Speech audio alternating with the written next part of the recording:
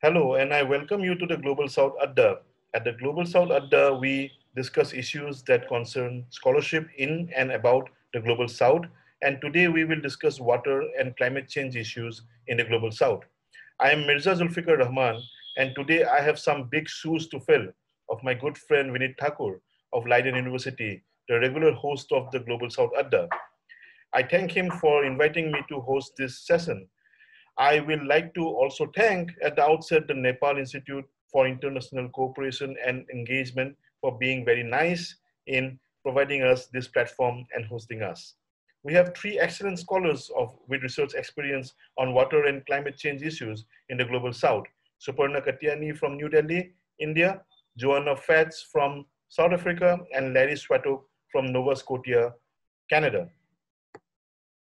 The broad threads that we are going to engage in today's episode is about the understanding of water and climate change issues in the global south, of knowledge production and its dissemination to the global north, the challenges of researching such issues in the global south, perceptions of a multitude of borders and boundaries in the articulation of transboundary waters and rivers, trying to find out who really talks and writes about water and climate change issues in the global south, the politics of inclusion and exclusion, recognition, justice, and the larger debates of the multiple worldviews about water issues. We talk about the disciplinary engagement of international relations with water and climate change, which unfortunately remains firmly in the securitized realm of understanding. I would try to begin this conversation by inviting each of the participants here to basically reflect upon their own understanding about water as a, you know, what do they think about water, what is their fundamental understanding of water, and also along with it, trace their disciplinary journey uh, as to how they came through their academic journeys and actually ended up studying and researching on water and climate change. So, and that would also basically set the course of this conversation as it goes along. So maybe I would ask Joanna to begin, and then you can go on with Larry and then Suparna. Yeah. All right. Hi, and thank you for having me. So my name is Joanna Fetch. I am, I'd like to say, a water and development practitioner. So I work mainly in research and in capacity development. So my research interests are mainly regarding issues of space broadly. I think over time I've come to realize that even it doesn't matter what I'm doing research on, it really engages with space. So how it is given, how it is limited in broad-based participation processes. So be it at a local level or at an international level. So in transboundary water management, for example, or in governance within, say, whether it be it irrigation schemes or local participation, or even broadly in parliamentary processes. So that's where I come from. And then when one thinks about, I guess, my water journey, if I can put it that way, it's by chance, I would say, because my bachelor's is in public administration with of course with a bias in political science. And there I worked on like engendering parliament and all that. And then chance happened because I took an internship at the Institute for Water and Sanitation Development, and that's a long time ago when they were managing the Water Research Fund for Southern Africa. And from there, I then did a master's in integrated water resources management. And there, as much as it was anything but what I knew, apart from the few courses, it gave me space to then look at water from my background, which is then from a political science perspective. So when I did that, then my research then started to focus on local participation in transboundary water management, where there I was mainly investigating this issue of subsidiarity and the subsidiarity principle, and how you then translate that at the local level. And so where exactly is local in transboundary water management? Who defines local, for example, and how are policy processes defined, and how do different stakeholders influence decisions, whether up bottom up or top down. And then I think beyond that, my research interests have been more leaning towards transboundary water management. So right now I'm working on, well, Larry mentioned it before. So my PhD focuses on boundaries of benefit sharing. So that focuses on or looks at or investigates transboundary interactions in the Lake Malawi Nyasa sub-basin of the Zambezi. So there it's mainly looking at how those interactions or riparian state interactions have been able to shape, the way in which we look at the basin, and how or more or less how one then just focuses on the sub-basin as a whole, the story becomes distorted if one does not break it down into the separate riparian state, be it bilateral interactions at different parts of the basin or sub-basin, and how that then translates into or influences the way in which these different riparian states interact at a basin level, So being that we have shared watercourse institutions like the ZAMCOM, for example, the Zambezi Basin, Zambezi Watercourse Commission, and looking at the interactions at the sub-basin level, how then do those two institutions, if I can call it that, interact, and how do those interactions or riparian state interactions influence the basin organizations or lack thereof. So for me, then water becomes, as much as I'm looking at it in terms of the boundaries of benefit sharing and looking at the state in which the countries within the sub-basin are in, water is very much, as recognized within the SADC water space, it's a catalyst for development. So I agree with that. I think I agree with that framing, and I think it allows one to then look at water more broadly. But when you're looking at it in terms of water as a catalyst for development, one then has to ask for who, So and that has a lot of implications at how it is done or how it influences development at the at the local level, at a household level, local level, or at the national and the transboundary and even the regional level. So yes, as much so water has been shaped very much in terms in Southern Africa. I think for me it's been shaped very much in terms of the political interactions between the actors, the different countries, but at the same time I think it shapes a lot of interactions. It shapes a lot of interactions beyond just the politics, to what does national development look like, and what the lack of or the limitations in understanding what water as a development catalyst means, be it at a local level or at the international level, and how then we can look at that. So the whole conversation about climate change and how it affects that, and how it affects water or water security at different levels becomes very, very much important.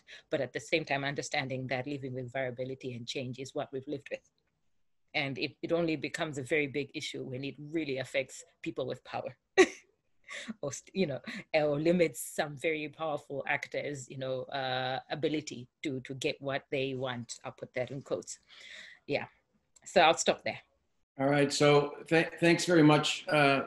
Thanks very much, Mirza, and it's nice to meet Suparana and Joanna virtually, to see Joanna again, because we worked together for many years. As Mirza introduced me, I'm Larry Swatek, and I'm a professor at the University of Waterloo in Canada. But I have had a long 36-year engagement with Sub-Saharan Africa.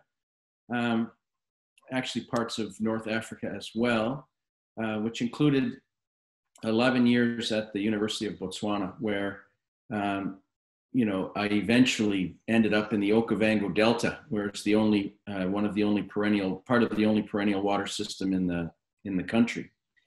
My training is not in water, like Joanna. I trained in political science and international relations. And I had a particular interest, and I read political philosophy, I read comparative politics, I read foreign policy, and I read international relations theory. Those were my 4 fields that I had to do my PhD in. I became interested in the global South very early. I was part of my university, my undergraduate degrees, anti-apartheid, movement, I met Bishop Tutu in 1982 in Detroit, Michigan, and I was very excited to do that. And that led me to go to, I went to Lesotho in 1984, and I spent 6 months there, where I ended up writing a master's thesis on the foreign policy of Lesotho in relation to South Africa. And the interesting thing about water in this is that it was right around the beginning of the the ramp up of the Highlands Water Project. So I finished my master's thesis in that, and then I began a comparative PhD. So I found myself back in Lesotho and also traveling to Swaziland and Botswana and Zimbabwe, where I saw lots of water projects, big, north-south water carrier project, which is a canal system, and it's a pipe system. The Lesotho Highlands Water Project, the long proposed shift of water from the Okavango into different places. So there was all kinds of plans, some of them completely crazy. But there was a lot of regional discussion about these plans. And so it came to me to seem that water might be a catalyst for cooperation in a region that had long known violence. The liberation struggle had divided South Africa off from everybody else. The region in the 90s was moving back toward post-apartheid peace. And all these projects were on the front burner, bringing countries together. And so I had this idea that peace building was a possibility through water resources. Now, I grew up on the Great Lakes in Southern Ontario. And so I lived across from Detroit, Michigan, on the Detroit River, which flows into Lake Erie. And so I grew up with water. Water was everywhere. It was just something, typical middle-class Canadian. Water is what comes out of the tap, or water is what you swim in. It just, you didn't think about it. It was only when I started to, when I first went to Lesotho and people told me that this was the Caledon River, right, the Senko River, and I looked at it and there was no water in it, I didn't know what they were talking about. So I began to discover seasonality, and I was like, what kind of river is this? And then they said to me, oh no, this is the dry season. In the rainy season, it comes up to, the high banks. And I couldn't conceptualize this in those days. Then, in the early 90s, I moved to Botswana full time, and I was living in, basically in a desert, in a prehistoric desert. There's some rainfall there, but largely there was no water. And I had to start to think about the resource differently. What is it? I took it for granted, but here, if it rains, people, run mad through the streets with happiness. So it was where I started to begin to understand that my water world that I grew up in was completely different than this water world that I was seeing if you take my experience in Botswana. Botswana is right around the Tropic of Capricorn. So it's, plus minus 20 degrees south of the equator. And so, I started to see things differently and see how people valued the resource in a way that was not familiar to me. And it helped, and it engendered a completely fresh view on something I had taken for granted for a long period of time. Still, though, I was I was a IR poli-sci person who looked at the politics. I began to look at the politics of water. I worked at an Okavango Research Institute where there were maybe 3 social scientists, and everybody else worked on the bugs and plants and wetlands and things like this, right? So I also began a re-education. So not only did my years in Africa teach me to see water differently, to value water differently, but also to gain a more complete understanding of what it is from all of these different approaches in land and water management broadly defined. And so that, that's kind of given me this belief that one, there's no one size fits all when it comes to water security. And two, there is a lot to be learned from the global south by the global north, because as we know, the transmission belt of knowledge is largely one-way traffic from north to south.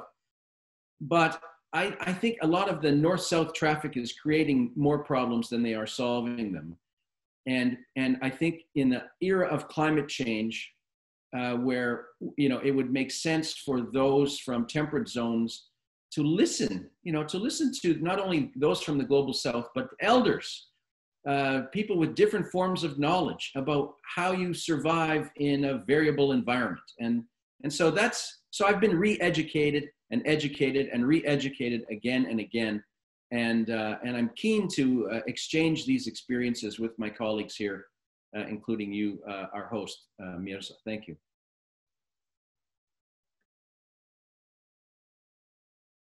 Thank you, nice Nepal and Mirza, for giving us an opportunity and bringing us together. And it's lovely to meet Larry and Joanne.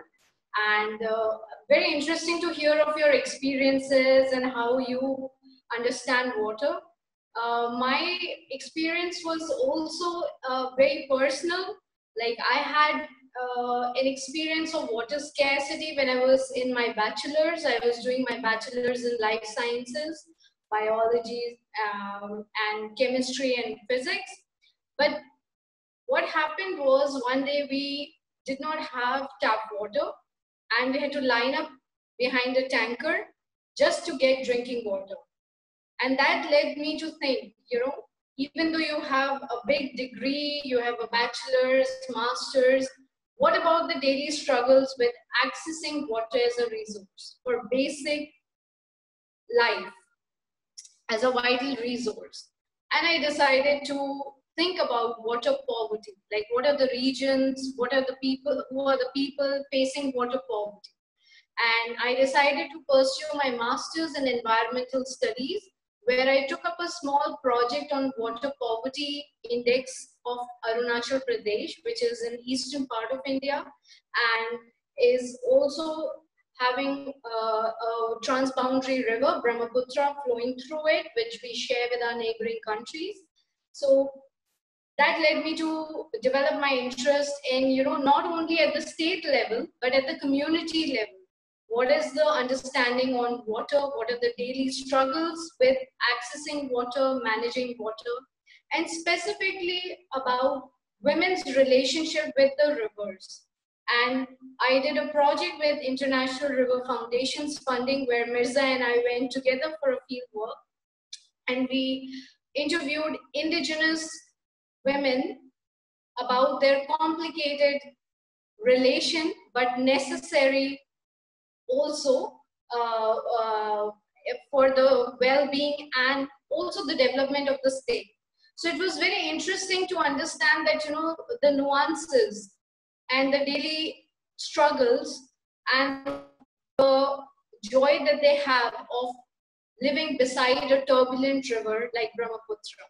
So even if given a choice to move away from the river, they would not choose it because their existence depends on the river. So this is a dimension I'm very much interested in. And I think, as Larry also spoke about, Global South's unique experiences, I feel that the socio-ecological relations that the indigenous group from the Global South have with their rivers is something that can give a lot of knowledge and share a lot of knowledge with the Global North. So this was my journey, a very small personal experience of not accessing drinking water led me to think about women's relations with transboundary rivers. Thank you so much. Thank you. It's indeed very fascinating to listen to your stories, the personal stories about, and I also wanted to share my story in a sense, because I lived and grew up in Assam, where the Brahmaputra river flows from Arunachal Pradesh, as Suparana was mentioning. And it's a mighty river. And we have songs about the river. We have, a very romantic relationship with the river, a romantic relationship and a spiritual relationship at that. So in that sense, when I used to be in school, one of our favorite activities used to be going to the banks of the river and look at the water for long hours and speak to our colleagues and just speak to our friends. So, and speak about daily life, and watch, witness daily life along the river. And we used to come back to our towns. We always used to, during the monsoon season, we always to live under the fear of floods, which was an annual occurrence in Assam and still is. So in that sense, my formative years of my life have been shaped by the understanding of the river. And as I grew up, I am also from an international relations, political science background. And I wanted to understand as to how these transboundary rivers are seen by nation states at one level and also seen by communities at another level. So it was very important for me to understand that when we talk about hydrodiplomacy as a concept in international relations, how much of is that very, very nation state led, and how much of community diplomacy comes into the focus of such issues. So, and that led me to actually understand borderland communities in Northeast India, and as to how they look at the rivers, how they look at rivers being, flowing, and how they looked at challenges of nation state dam building exercises in those rivers, for example. So, and the responses that the communities gave and the responses that the state gave to them, all of that is very, very fascinating for me. And I'm sure that, you must have also come across similar experiences. So in that thread, I want to lead this to a conversation about borders. What does borders mean to you? Because when we talk about borders, we immediately think about geographical features as land borders, and then there are rivers as borders also. Many countries are also divided by rivers, and as Larry and Joanna's paper says, there's this river that actually forms the border, a river or lake, that forms the border between these two countries. And I wanted to pick your understanding about borders per se, land borders versus river borders, as something that comes to our mind as land borders as fixed, while river borders as fluid. Maybe talk about your experiences about how, when we talk about the global south, for example, that is also in another sense a border, a global south and a global north. So how many different borders that we tackle in our daily lives when researching on water is my question. So maybe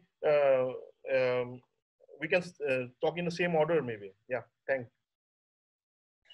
All right, thanks for that.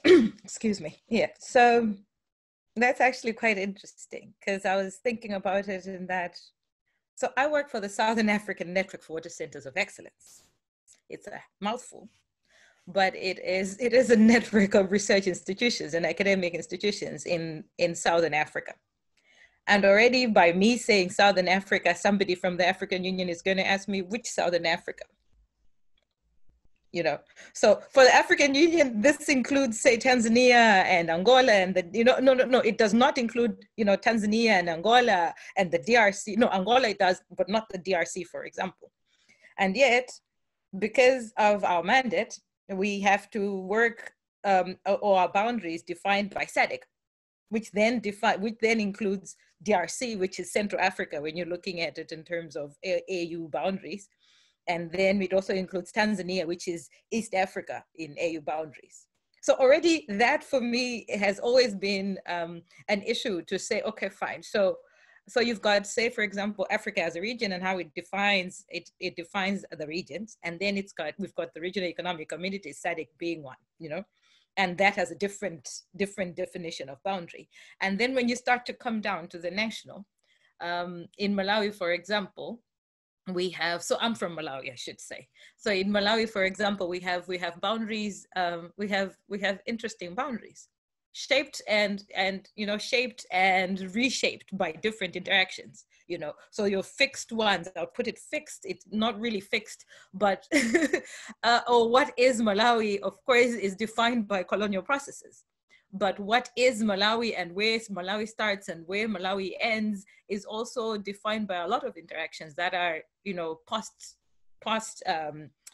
colonial kind of definitions of what these boundaries look like. So yes, we do have the rivers. Say, for example, the northern boundary with Tanzania is on the river Songwe, but that is not a fixed one because the Songwe meanders. So this season it could be, so many, meters or kilometers into Malawi. The other season it could be so many kilometers and meters into Tanzania. But that is the boundary, and there are programs that are trying to, the Songwe River Basin Development Program, for example, is trying to train that river so that we can have a fixed boundary in terms of, country, relationships. And then when you move down, for example, you then come to the lake. And the lake has been, an issue of contention. Well, at least the northern half of it has been an issue of contention for Malawi and Tanzania since, the 60s. This is just post-independence. And it continues to be so today, not necessarily because the lake moves or anything as much as it does, but because of what the boundary or where the boundary sits or does not sit on that lake, defined previously by, again, colonial processes, but then now being an issue of, of interaction and discussion of, post-independent countries and in pursuit of different things, and these are, different things in terms of whether, so the issue of access to the lake it's not really the issue, but where do we define or where do we put the boundary?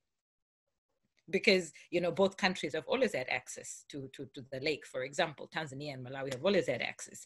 And yes, even though it was shaped by a colonial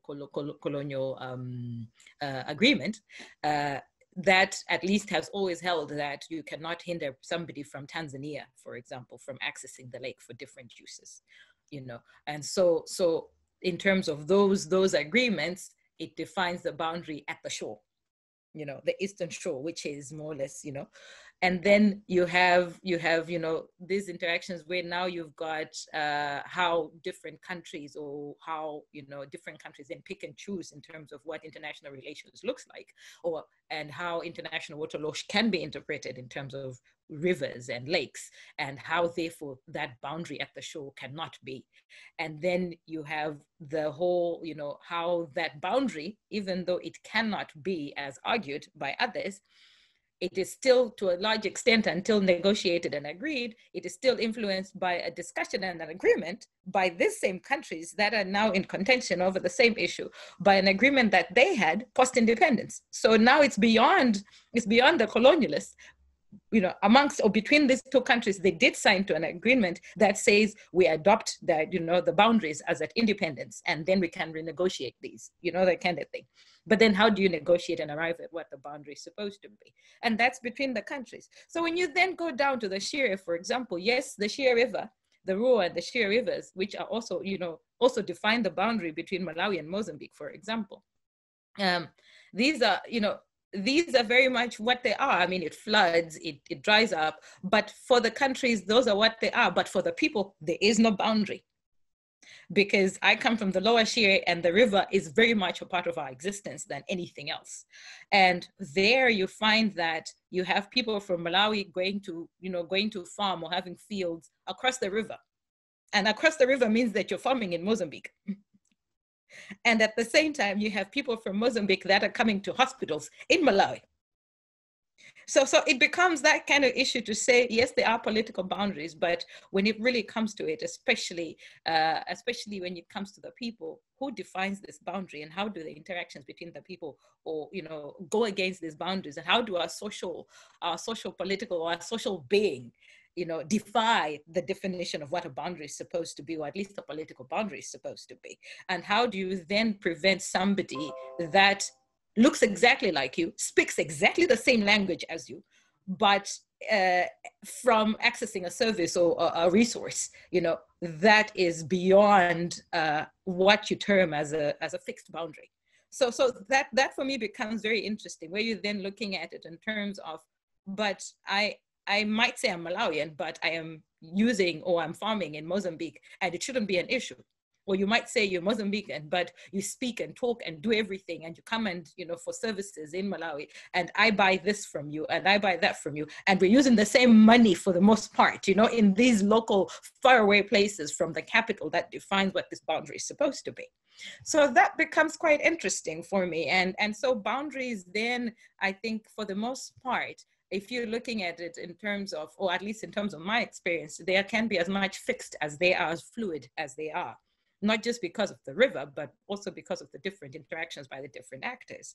So that becomes one aspect of it. And then you look at it in terms of boundaries for me, in terms of who gets what and where, So even when you're looking at it in terms of water, for example. So interestingly enough, we stay in Blantyre. And there you can go for, they would say, no. There is, you can go for a week, 2-3 weeks without water,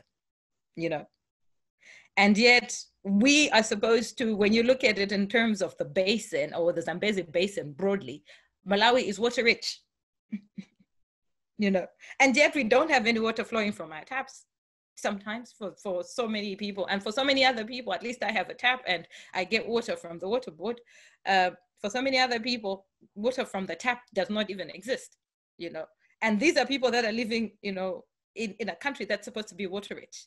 And so that boundary and the reality, or the lived reality of people, becomes very, very different. Yes, it is water rich when you're looking at it in terms of hydrological boundaries and hydrological thinking about it. But the reality of it is that, when you then start to look at access to water, for example, it's a different conversation, that the hydrological reality of it does not exactly translate into my need and how I access water, for example, and how it can be, whether it's for basic needs or for productive needs, where I can or cannot use it, So for me, that becomes quite interesting in terms of how we how we define these boundaries and how they influence the way in which we interact with water and how we access water, for example, and what we get out of it at the end of the day.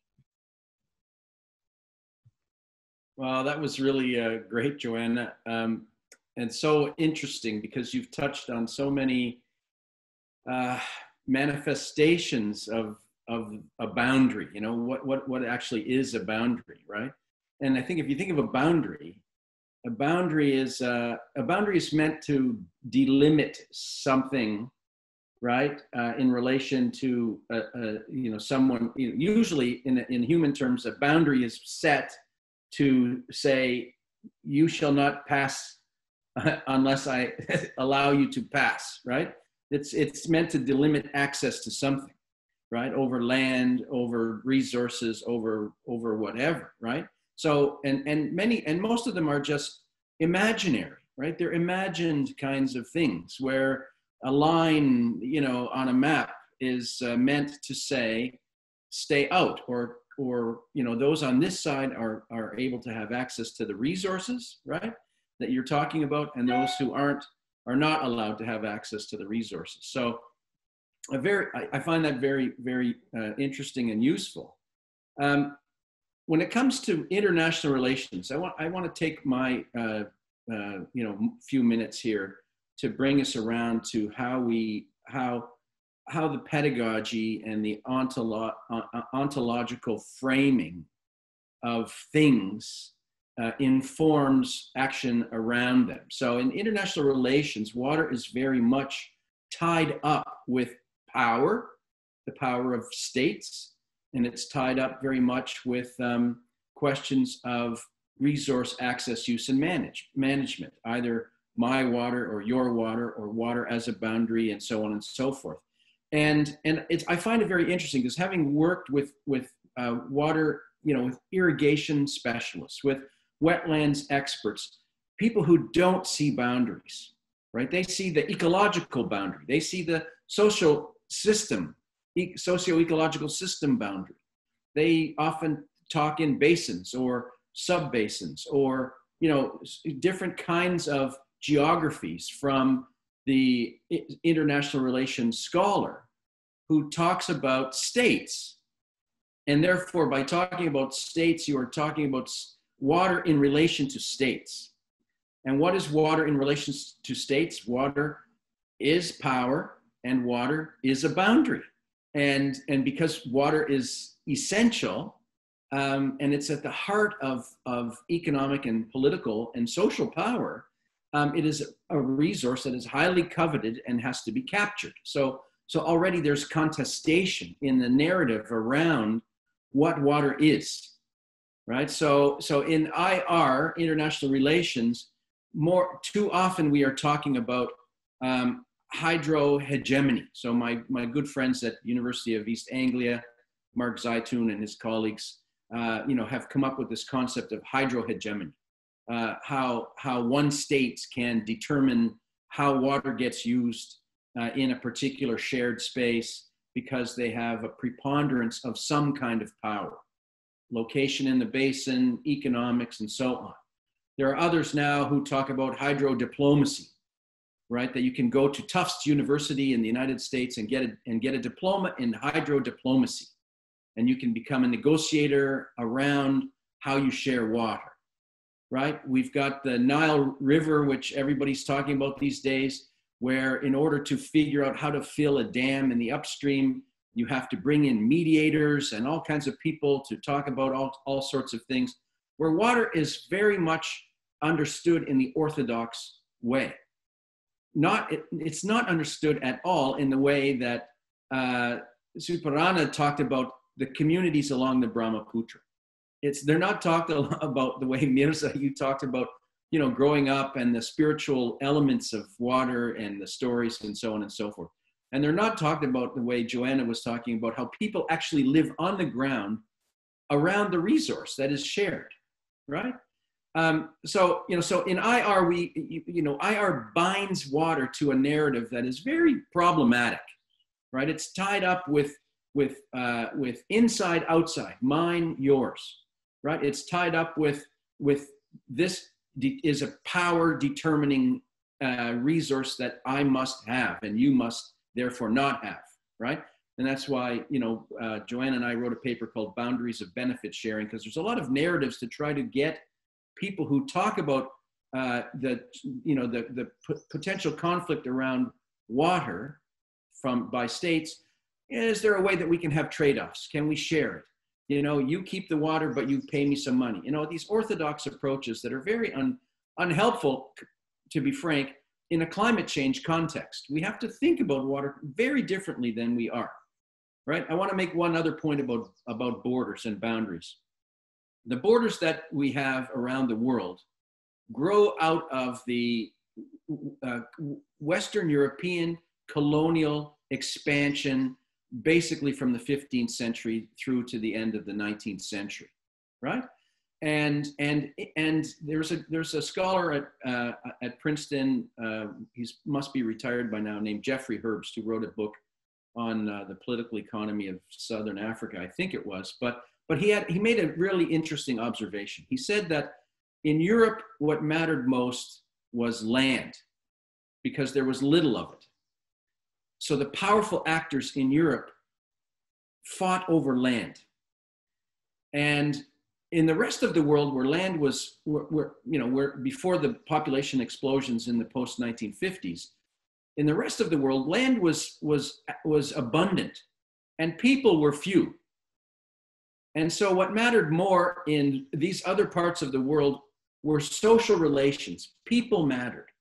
Right, and so you see this, the relations built across, they're highly, we would criticize them on a gender perspective now, but there were cross tribal marriages, for example. You marry your daughter to that guy's son, that son marries that, and so you gain relations, right? So that when the flood comes, you're fine to go, and everybody picks up and moves and goes to the other place where it's fine. right? You're not limited where the flood is, right? You can move. So there's a mobility, right? And so the mobility mattered. And mobility mattered because of seasonality, right? Seasonality within the tropics, people must move with the seasons, right? So completely different kinds of social relations. The boundaries were completely different. Land was not a boundary, right? The social relationships were the boundaries, and the relations were cemented through those social relations. And yet the Europeans came out and they saw the land and they drew these lines and so on and so forth, because they were obsessed with land, right? And so we've inherited, I say we because I've spent, so many years, working in this part of the world. Even though I'm a white man from the Western world, I feel like, I don't know, my heart is somewhere else. But anyway, I see Joanna laughing about that. But it's a serious problem, not only in the global South, but in the global North, that we've drawn these boundaries. Okay, if you take the global North, for example, indigenous people have lost all of their land, right, to boundary making, right, and the notion of the frontier, the romanticization of removing the native and setting down your farm, right? This narrative that goes on and on and on. So we're left with this messy colonial imperial history of boundary making and border defining. Right? Trump is trying to build a border with a fence across the southern U.S. with Mexico, right? And we know that the natural ecosystem there should not be bordered. It should be shared. It's a mobile space, right? So so when we're talking about water in international relations, we've inherited so many of these problems that derive from European conquest, right? The African Union, the Organization of African Unity back in the 1960s agreed to just say, okay, we don't like these borders, but we're going to live with them. And yet they have created more and more and more problems. Now we've come up with ideas about basins now, river basins, water flows, it's a flow. We must share the resource. Everybody must have it. So we're trying to develop a counter narrative to this bordered understanding of the state. Now we're trying to come up with a different narrative. And boy, we're in the middle of, it's a messy middle because states don't like to be told who can come in and who can come out, right? Whereas us who want to have a more nuanced understanding, a more sustainable approach to resource use, we struggle to find a way in to this conversation, right?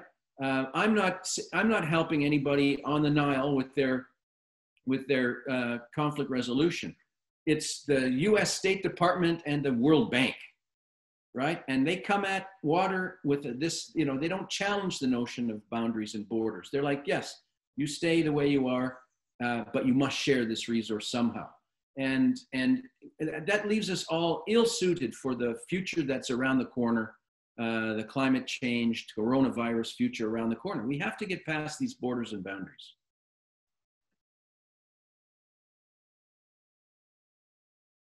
Thank you for these insights, actually. It helps me because I had similar thoughts, but I would just like to add to this based on my prior experience. One interesting aspect which I saw was relevant to the discussion on borders and boundaries is Majuli Island, which is actually a char area, and it's very interesting because the island is forming every year and disappearing also. So the boundaries of the island are not fixed. The interface between land and water is constantly changing.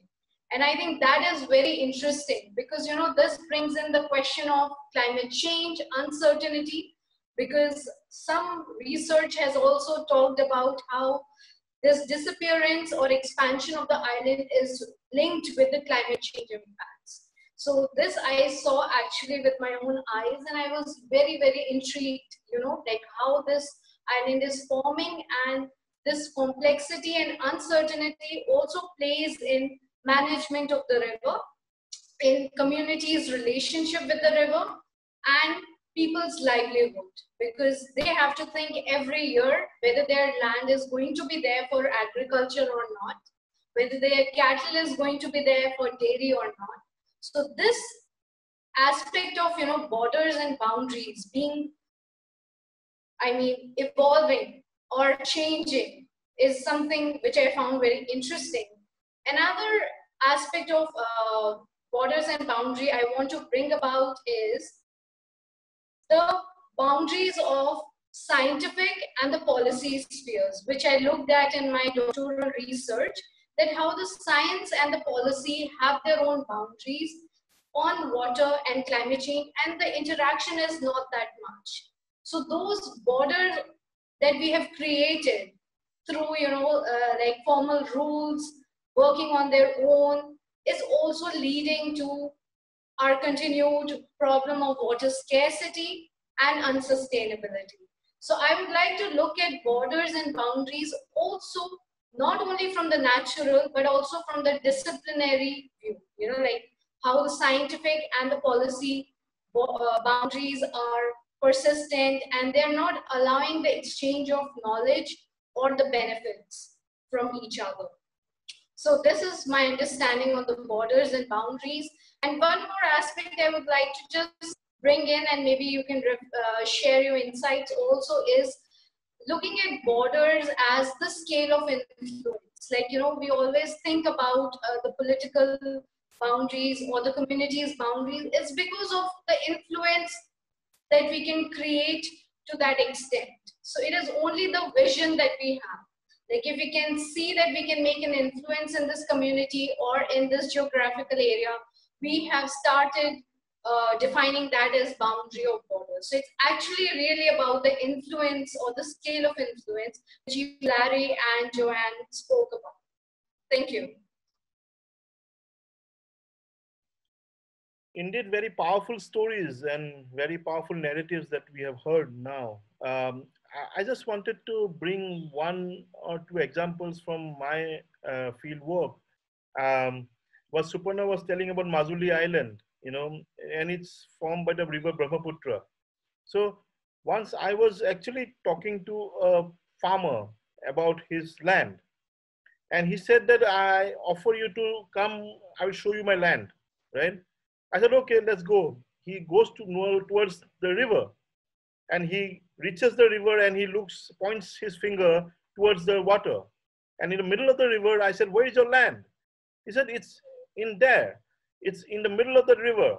And one day it will come back to me. That is the understanding of communities living along the river, and saying that how accepting the meandering character of rivers per se.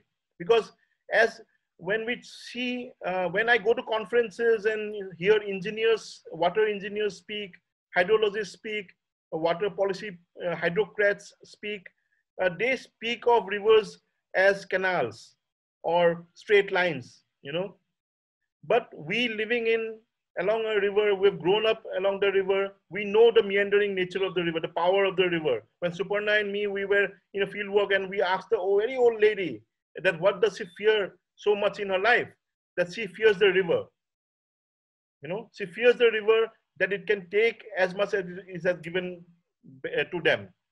So in that sense, there are so many powerful narratives that we hear from our field experiences, which shape our understanding about rivers, about these nation state boxes that we try to fit these rivers inside of, and the power containers that we actually think in terms of. So in that sense, it was very fascinating to hear your, there was another instance when I had gone to meet some people who were actually protesting a dam project, a big dam project. And they were giving an example of another smaller dam which was already constructed. And they said that these people, the engineers who came here and who told us that this will be a run of the river dam, right? This is something that is a very technical word that they use. They say this is a run of the river dam, and it will not basically impede the flow of the river. But when the villagers say that after 10 years of the operation of the dam, we now call it the run away with the river dam. So they basically have run away with our river. And we are still looking for those culprits because we don't see them anymore here. So in that sense, the same people were saying that, naming projects which were shown as like room for the river. But people say that no, it is no room for the river. It is a river that makes room for us. It is that communities have for generations lived as the river has moved. They have moved as the rivers have moved, not moving rivers as we want them to move like. So in that sense, we have this kind of understandings, a very, very Myrite understanding of, and this is something that we see that is a essential class which we see today in our understanding, in our worldviews about how we manage our rivers, how we manage our water resources, how we manage our spaces in that sense. So I want to basically draw this thread towards something that in international relations and political science, when we are accused of not having a very sustainable relationship with engagement with water, who talks about water? Is it only the engineers mostly that talks about water? How do we talk about water in terms of community beliefs? How do we talk about water from a very, very sociological point of view, from people who are dramatists, people who are musicians, painters, people who are from the humanities background? How do we look at knowledge production? How do we look at knowledge production is one question in the global south. And also, how do we basically disseminate that in the global north? Maybe your views on that. I think the conversation of who talks about water is quite interesting, depending on who's talking about it, really.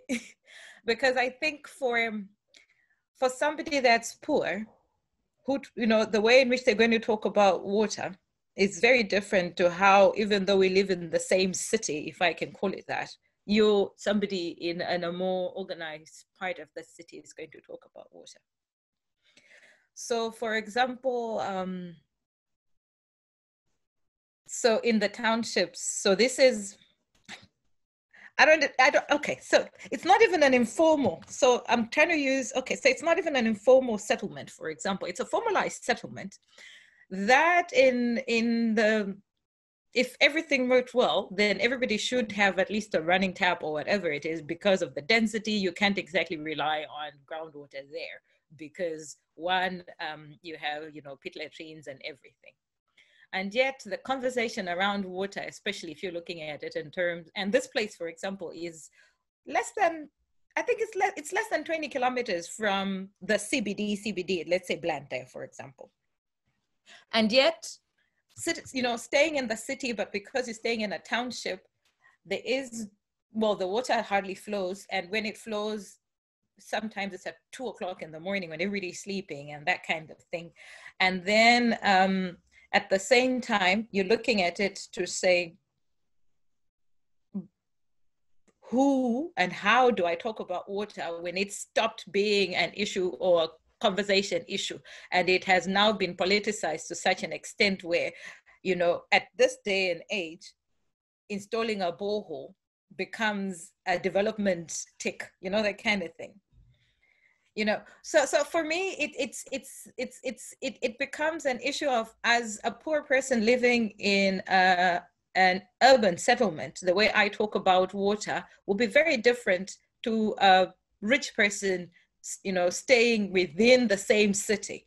For a poor person, and we have people that actually are starting to rely on boreholes within a city setting, where without even testing it, that it's highly contaminated, that kind of thing. And so when they talk about water, it's, yes, we have some water, but it might not be of the right quality and the right, and it's never of the right quantity, because you can only have what your head can carry, and you can only access it when you can access it. And that is, other than doing everything else. And that limits the way in which you can engage with other issues.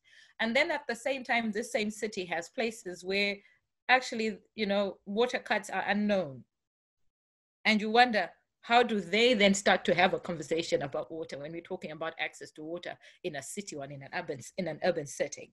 You know, so defining how we talk about water in an urban setting very much, you know, requires us to go down to the issue of where the people are and who, not even just where, but who the people are and how their water issues can be addressed, which is very different to how, while we're still all both staying in a city, how you then start to address my water needs as a middle, you know, as a middle income person staying in a better neighborhood versus somebody staying across the road, but in a high density area.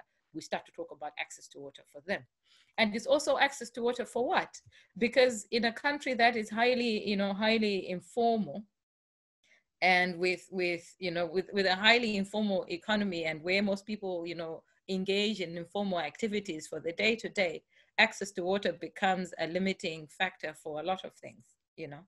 So it's not just access to water for your basic needs, but what else can water allow you to do or be beyond drinking and bathing and that kind of thing? So what productive, you know, activities can it facilitate? So it becomes a different conversation as well for these people, for this person, but there have to be spaces for them to be able to engage and actually demand for some of these things. And so it becomes a different conversation there, because sometimes, and in most cases in these areas, and especially in poor areas and in rural areas especially as well, the conversation around water, and especially where it's water for domestic needs, for example, is a political discussion. So this discussion comes about every four or 5 years because it's nearly voting time.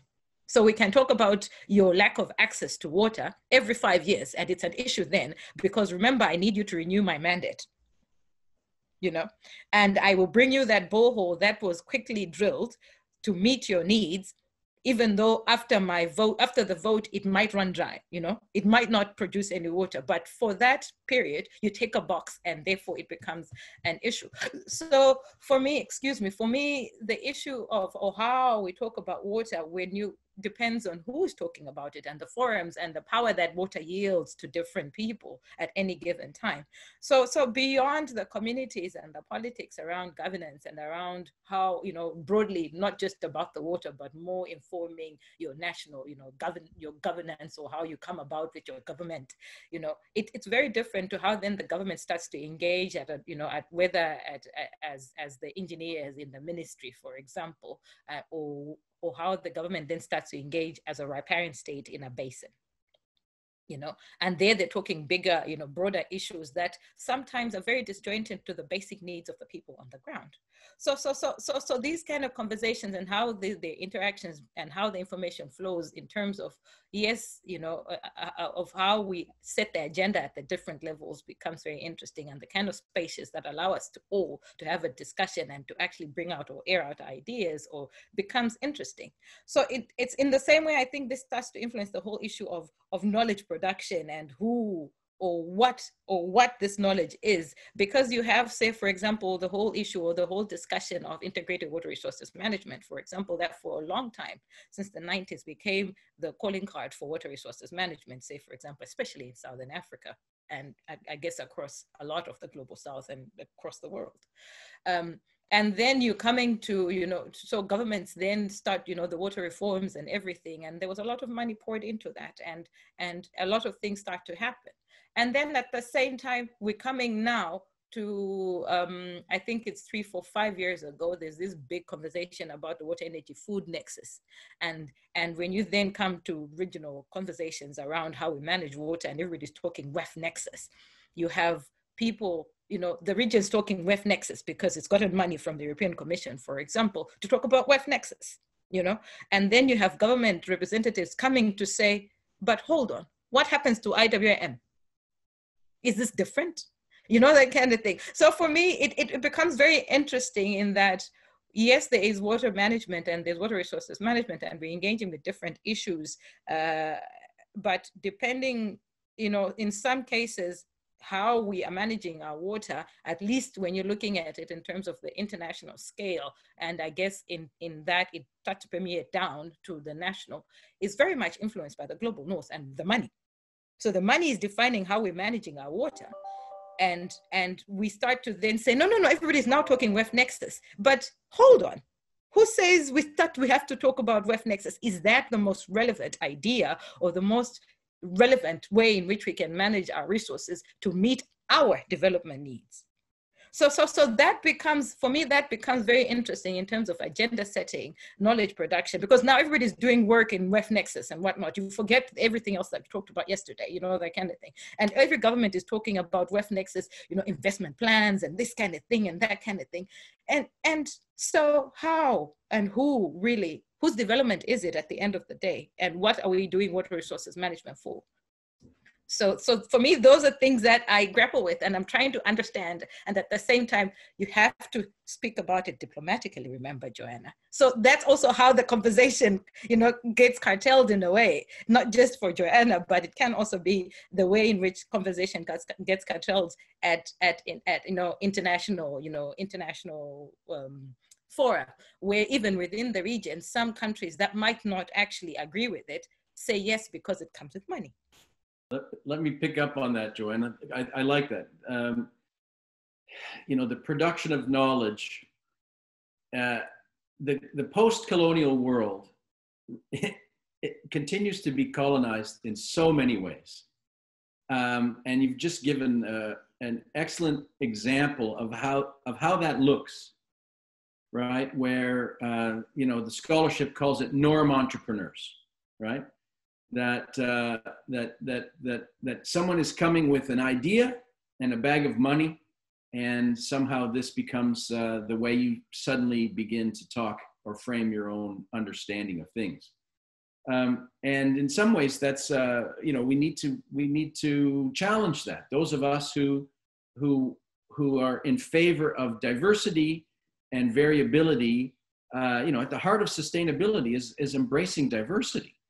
So, you know, coming with a uniform idea to be rolled out across the world because you've got lots of money should be questioned rather than embraced in the first instance. Joanna, you talked about how you talk about water depends on who's talking about water, and you know, it seems to me that we've been trapped in a kind of modernist narrative for a very long time.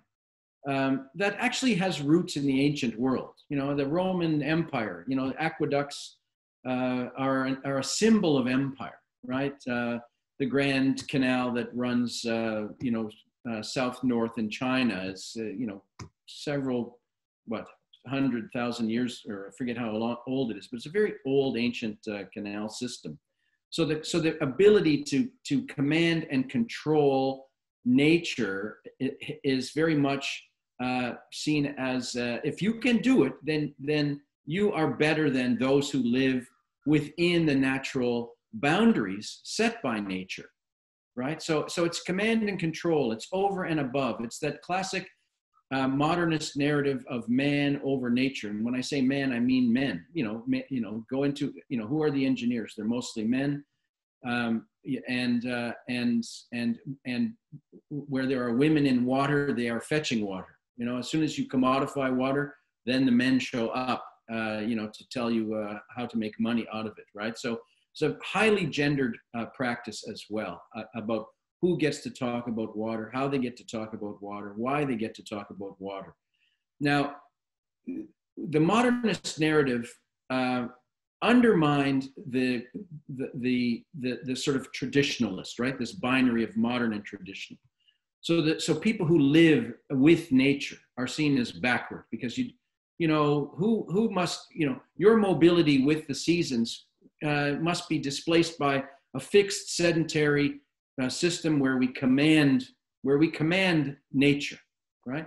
And now we see the consequences of such a narrative, right? We see that you know, that this has led to climate change. You know, it's, you know, we've ignored the boundaries for so long. You know, so undermining not only global South understandings, more peasant-based, more, those who live within the sort of the natural rhythms of the seasons, for example, you've undermined their narratives, their cultures, right? Their cultures were founded around the ability to live with climate and weather variability over time, right?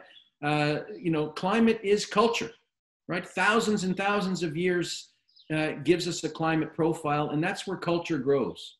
And culture has been set aside. Your stories about spirituality and the mother Ganges and blah, blah, blah, that's all nice, but water is power. Water is energy. Water is modernity, right? And so those narratives, those ways of talking about water have been undermined. Can we recover them? Well, I don't know.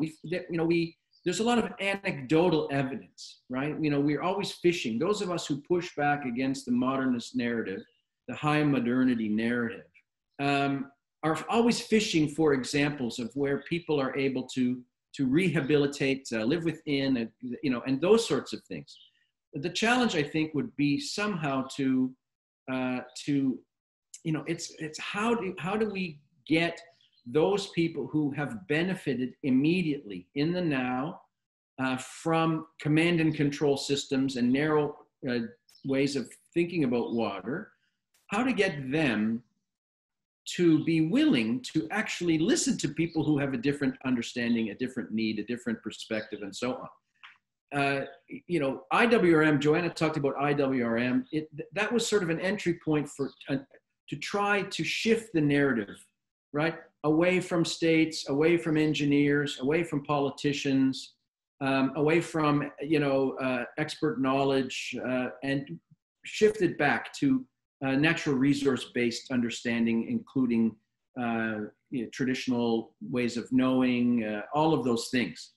And as I said at the outset of this discussion earlier, is that we're actually in this messy middle somehow, right? Because those who benefit from the way things are, they're going to keep going, right? The Grand Ethiopian Renaissance Dam is a perfect example of a narrative around command and control for, so Ethiopia can be strong.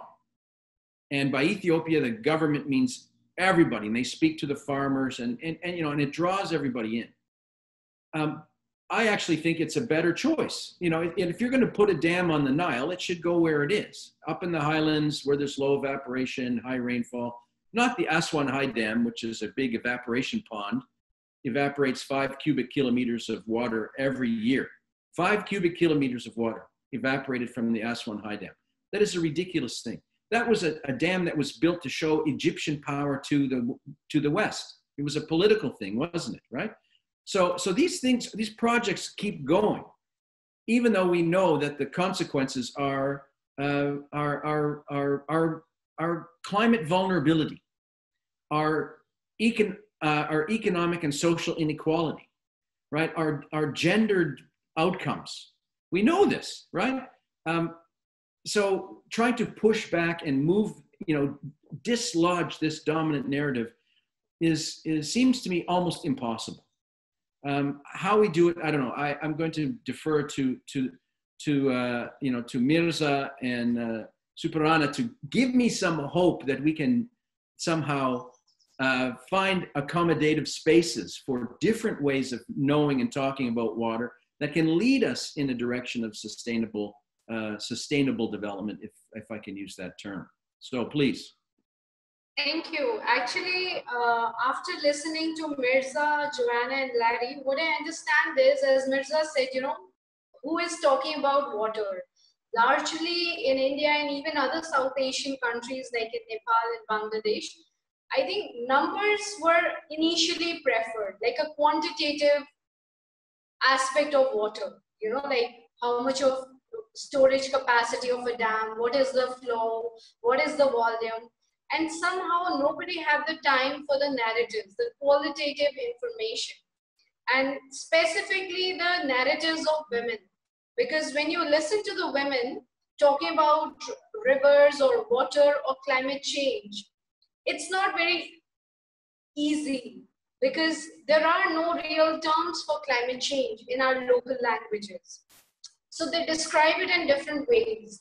We need to listen to their voices in a way that, you know, they have the freedom and the trust to share that, because that trust building with the community, I know it's very challenging. And when Mirza and I were doing the field work, what we realized that, you know, having a team of a male and a female doesn't help the conversation on women's relationship with the river. And really, it did help, because, you know, he had the understanding of certain aspects which I did not have and the women had. So it really does help. So I feel that who is talking about the water really at a higher scale is basically conveniently put to numbers. Whoever can speak about numbers, who can give that, you know, short scale of 1 to 100 where we are and how do we go ahead. But the real underlying layers, you need a lot of time to understand who is actually really talking about water and river. And I just wanted to share that the hope that you talk about is actually emerging, because I can only speak right now with the experience of India, like our latest national water policy, which came in 2012, it is being revised this year. That was the first time in 2012 anybody could read the policy and comment on it. Prior to it, on water policy, only a few set of people had a say. They were in a closed room, in a meeting room. But now we are actually welcoming, you know, diverse views. Now there are challenges there as well, but that hope is there to make it more inclusive, more broad-based, and also, you know, like kind of having a neutral platform. Maybe it is a little utopian right now, that having a neutral platform where the communities don't feel the pressure of the state or the civil society or international donors, but can actually be free to speak their mind. So that kind of transition is happening. Like in my recent fieldwork, I came across a civil society organization working on rainwater harvesting, to, asking women about their experience over the last 30, 40 years on how the water flows have changed, how are they managing. And those set of women were given an opportunity to speak at an international conference in their local language. So that kind of, you know, like transition is needed. And that was very empowering for the women also to speak about their traditional knowledge and actually seeing that people are valuing that, because earlier it was valued only in their local circles, but not at a national scale, not at an international scale. But everybody is actually looking for solutions to climate change and water, and traditional indigenous knowledge has a very important role. So this is all I have to say. Like, who is really talking about it? Everybody is talking, but those are poly centers, small centers, and we actually have to make spaces, have platforms where people can actually speak their mind without the fear of, you know, time limitations or having an, you know, like an influence if they say something, or if they say something that is not really valued right now, but maybe in 10 years it will be valued. So the knowledge production really has to even look at, you know, the things which are not very popular right now. Like we're talking about circular economy and maybe corporate social responsibility and climate change and sustainable development goals. But indigenous knowledge was really not talked about 5 years before or 10 years before, but gradually, I mean, we are looking at the solutions at the root, at the grassroots. So I think that's very important. Thanks. There is also this sense of how we define civil society as. In a sense, in my experience that I have seen is that sometimes when we go to meetings or conferences or big events where public hearings are happening, there is this sense that civil society composition also brings in these power actors in some ways. So the differences between community participation, participation of local communities, and what we, in a sense, academics or people who are the kind of, in a sense, where elite capture of civil society is really a big problem. I think this is also more or less um, uh, to do with donor agencies, the rules and procedures that they follow. I think many boxes of community participation are in fact ticked off at a different level, and the exact debates that we really hear during the field do not really translate into policies that are made in state capitals or, nation state. And a perfect example of this would be in Bhutan, for example, right? So in Bhutan, for long, they have this philosophy, something that is very unique for the global South, which is gross national happiness, which now I have actually termed as a transformation towards gross national hydropower. In that sense, how they have really used this kind of civil society understanding and power to actually transform this kind of a narrative towards a very, very modern and very power-centric approach towards managing the water resources. And this is just one example which is coming from the global South. I believe that in the borderlands that we live in northeast of India, there are so many these traditional knowledge systems their underpinnings are really fundamental to our understanding and a composition as a society. What Larry was talking about, that about the importance of elders, in a community.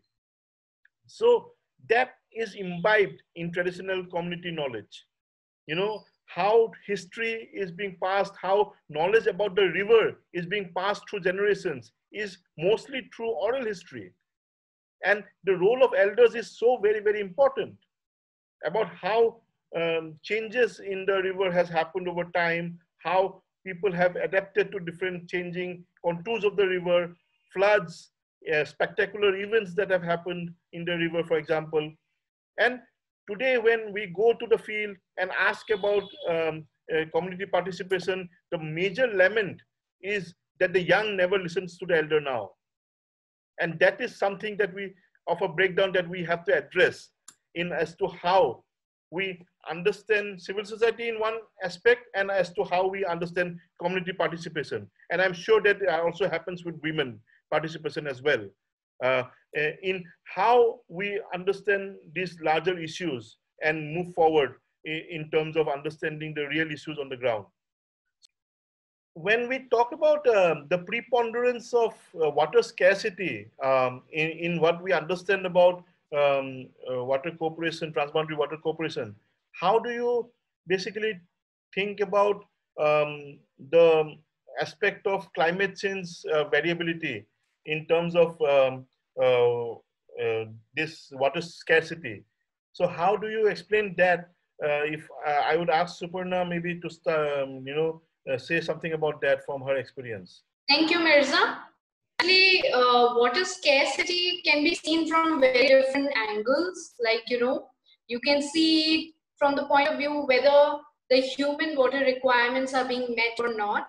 And you can define water scarcity in that way, or you can, if it is meeting the environmental water requirements in terms of environmental flows of river that needs to be maintained for a healthy river. And you can also see it from the point of view of vulnerability of water resources. That is where I think the climate change aspects comes in. And there are different ways of measuring water scarcity. So it is a very subjective view, I would say. Like, if India looks at it from one point of view, Nepal can actually look at it from another point of view. And even Uganda and Kenya can look at it from different point of view when they're talking about, Lake Victoria or something. So I really feel that water scarcity from a transboundary point of view is important because there is not a very clear-cut data sharing agreement also. So even though we are sharing a river with our neighboring countries, we are not really exchanging data on what are the water sources, what are the water flows. And many of the rivers are classified. For example, Brahmaputra river, it's a classified river. You cannot really access all the data. You know, being part of this country also, we cannot access it in the interest of national security. So the politics also comes in that way. So the real impact of climate change on water scarcity cannot be measured completely, I would say. And it is basically in a way that we want to prioritize. For example, if we want to prioritize only the human water consumption or not. So now we are opening up in that way that we are also considering, you know, environmental requirements through life cycle assessment. That's a very important technique. So these techniques become important when we look at water scarcity to make it very precise, and how to see the climate driven nature of water scarcity. I think there is a need for more approaches, more discussion, more interdisciplinary approach rather, because not only the scientific, like the natural sciences, but the social sciences, the political sciences needs to come in. So I feel that, and having a transboundary nature of certain water resources even adds to the complexity of defining water scarcity. And that's what I have to say. I'd like to pick up right where Suparana left off. I think that you know, she's highlighting an important element of the whole conversation about how much water we need for what. Answers to this question turn on certainty, right? The ability to predict how much water we are going to have, when and where, right? And I think climate change makes everybody nervous, because if we are indeed shifting from the Holocene to the Anthropocene, we are moving from an era where we humans have created systems that depend on predictability into an era of unpredictability. So where in the 1950s, we could put a dam up and say, you know, this dam will never fail, or there will be water depending on, it's built to deal with a once in 100-year flood, and so on. Now we are seeing once in 100-year floods every 2 or 3 years. So climate change makes things much more unstable in the world. And of course, in the world of international relations, instability is the bread and butter of the mainstream scholars, right? This is you know, everybody loves the notion of the possibility of violent conflict over a shortage of some kind of resource. And whether you're a realist and you think about water as power and you must capture it, or you are an idealist and you think that, well, we can get some kind of institutional framework around it to ensure that we have some water for all forever. You know, what motivates people is the notion of a coming kind of violence. Now, for me, part of the problem with this is that it again puts states and their interests at the front and center of things. So if you take the Nile Basin, for example, right? The newspapers are so full of water wars rhetoric again, right? Because Ethiopia has put up the Grand Ethiopian Renaissance Dam. They are, you know, actually due to start filling it next month in July. Egypt and Sudan downstream they are worried about this, and so on and so forth. Few people ask the question about the reality of the conflict or the politics driving certain narratives, right? Because the dam went up, and the filling is, you know, even when the dam is full, it will never impound more than 1/10 of average flow of the Nile. So even in low rainfall years, this will not be a problem, and you can always release water downstream anyway. right? The Aswan High Dam is, a giant evaporation pool in the middle of nowhere, evaporating 5 cubic kilometers a year. So, so how does Egypt, how can they complain about Ethiopia when they themselves have a highly inefficient dam that was built a long time ago to serve political interests based on weak science, right? So better to cooperate. And I think that Ethiopia is pushing pushing Sudan and Egypt in directions based on what I feel are national interests for sure, but also saying, look, the science says you will not suffer, right? So the transboundary watercourse agreements say do no significant harm. And impounding 1/10 of average flow is unlikely to do any harm.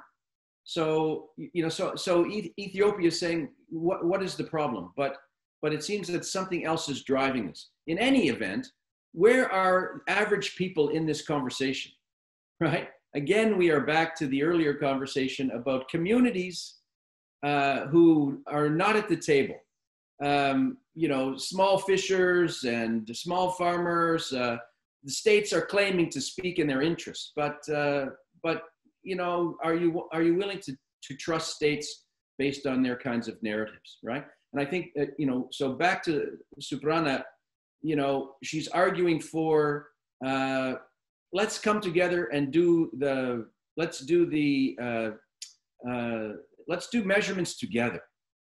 Right, and I think to help introduce some certainty, relative certainty in a largely unpredictable context, right? And so Egypt is saying climate change, we're going to run out of water, and so they feel like this puts their interests in the foreground. They're using climate change in a political way, whereas others are saying, look, based on the science that we know, we are never going to take more than we need, and even if we take more than we need, we can release, if you have shortages, we can release water. So the conflict side of things, how we study the Nile Basin issue matters a lot.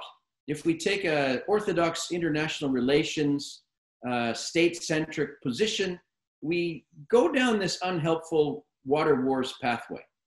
The fact is, states cooperate in conflict on water all over the place all the time, and the research that Joanna and I have done together shows that. The research that others, Mark Zaytoun, Neho Miromachi, Jerome Warner, these people have also shown these things.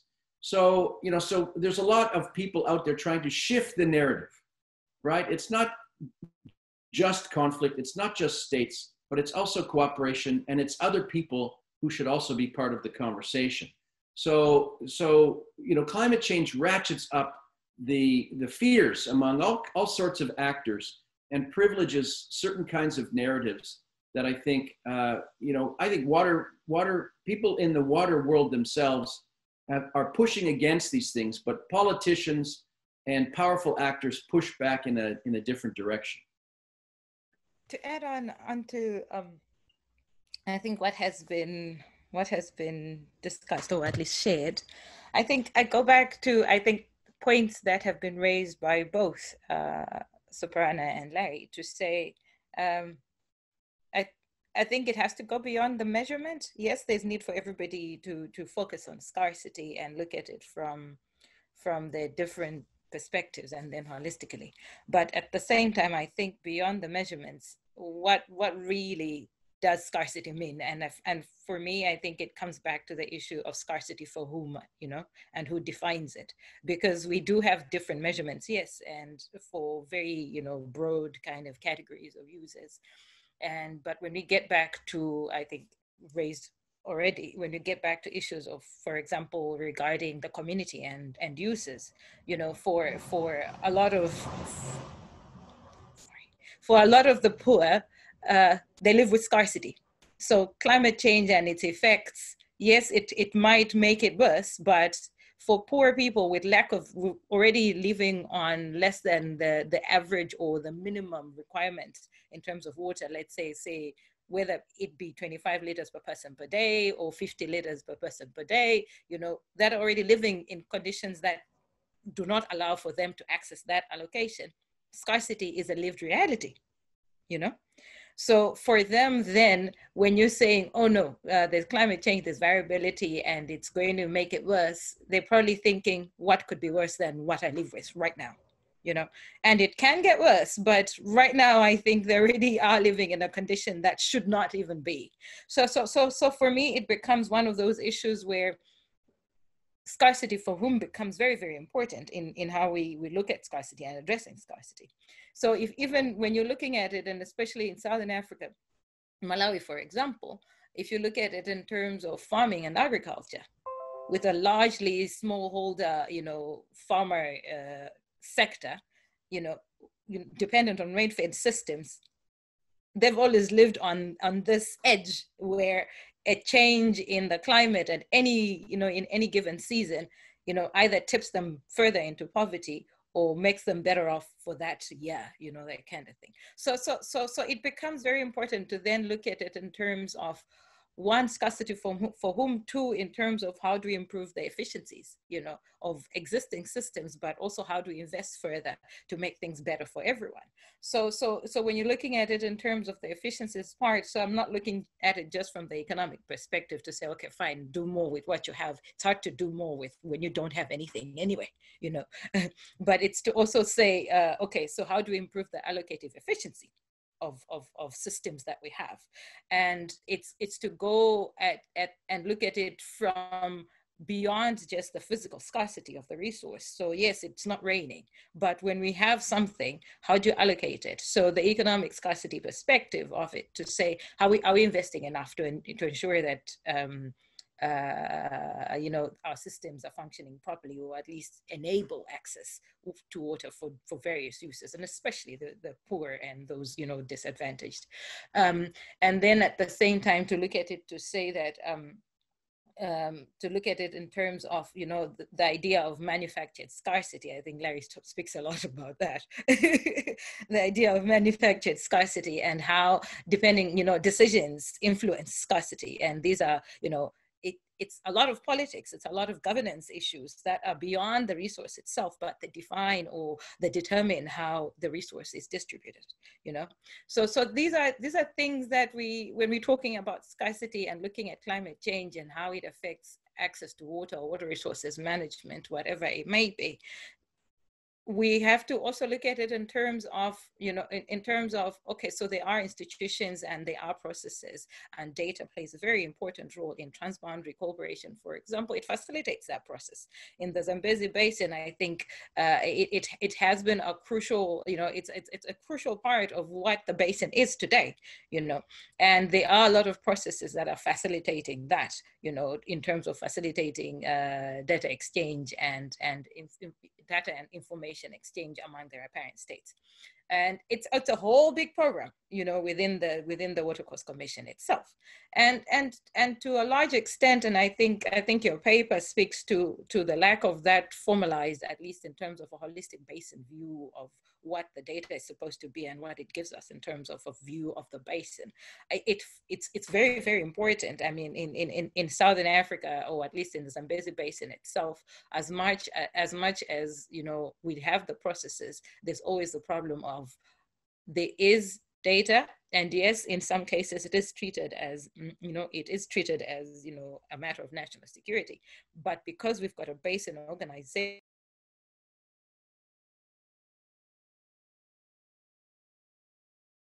we seem to have lost Joanna. So while she comes, I wanted to jump back in here. I'm sure she'll be back in a second. But let me just follow up on what some of the points that she's making there about manufactured scarcity. You know, what is actually happening is climate change is in many cases increasing the vulnerability of certain sectors of society. By how is it doing that? Well, what it's doing is that the fear of not having enough is driving big infrastructure projects, right? Like the Grand Ethiopian Renaissance Dam, but big dams all over the place, and canal systems and so on. So it's taking water from someone and moving it into some other place. So it's a decision based on a particular set of understandings, and oftentimes what that means is that poor people lose out. People and marginal farmers that Joanna was talking about, they don't get the access that they need. In fact, they lose access. We've talked about land grabbing, water grabbing. This literature that's out there. She's from Malawi. There are all sorts of issues around about land grabs for big irrigation projects for soya, for export, for example. That is pushing smallholder farmers off the land. And this is a food security kind of West nexus thing, that other countries are getting land in Malawi to grow food, to export. It's giving the government of Malawi money, so the small people are being pushed out. Tad Homer Dixon many years ago talked about this in terms of resource capture and ecological marginalization, right? That the powerful are capturing the resource, the poor are being ecologically marginalized and made more vulnerable. Some research that comes out of the International Water Management Institute, especially its South African branch, Barbara van Koppen and a few others, have talked about ways around this, right? So if you look at the sort of the rural agricultural sector, you tend to find big agriculture next to small, to small 1 ton per hectare kind of farming, right next to each other. Villages with a borehole pump and big farms with doing their thing. And the International Water Management Institute, IMI, they've developed this idea called multi-use systems, right? So encouraging, let's say, the big farmers, right? The tea plantations, the coffee plantations, the cotton plantations, and so on, to share that water as it's drawn out of lakes or rivers or groundwater and so on, to share it with small farmers, to share it with small communities. How many times and how many places around the global south and in the global north do you find pipelines traversing landscapes that where small farmers could benefit from that water but have no access to it, right? There are people who say there's as much water lost from the Lesotho Highlands Water Project on its way to Johannesburg, from Lesotho to the Johannesburg area, as is stored in the dam. How is that possible? Because as that water is going by, people are taking it, right? And this is seen as illegal, but a multiple use system would build that in. And it would say, yes, we want, one group of users need water for this, for, a changing climate and so on, but it would not do it at the expense of those less capable. In fact, it would include them and bring them along. And I think that's, I wanted to bring that point to the forefront. And now I see that our friend and colleague, Ms. Fatch, is back. So I cede the floor back to Joanna.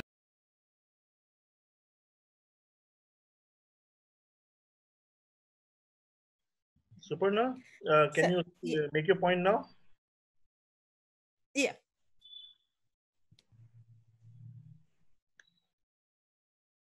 Maybe after Joanna, is that okay? Because she was speaking on something. Yeah, go ahead. After you, Joanna will speak again. So no problem. Okay, sure. So yes, continuing with what Joanna and Larry mentioned, I wanted to also mention about Laila Mehta, who has also spoken about this real and created water scarcity, and IMI's, the International Water Management Institute's classification of physical and economic water scarcity, where the economic water scarcity is actually referring to areas where there is a lot of water, like in the Himalayan area, but you cannot access it for economic production because of the terrain, because of the difficulty in drawing the water. So it is actually in different contexts that we can define and understand water scarcity. And it's also interesting to see how the different ways of seeing water scarcity is being reflected in water policy and implementation, because we can actually use a definition that suits our purpose. So there are multiple understandings, and I think it's very interesting to see these multiple understanding or plural understandings in the context of climate change, because even climate change is understood in different ways by different stakeholders. So this multiple variation of the spectrum, I think, is very interesting to see, and it is very dynamic, suiting to the context, not only the geographical, even the temporal context, because with time the water scarcity is changing. So we have to be very flexible in our approach to understanding water scarcity and climate change.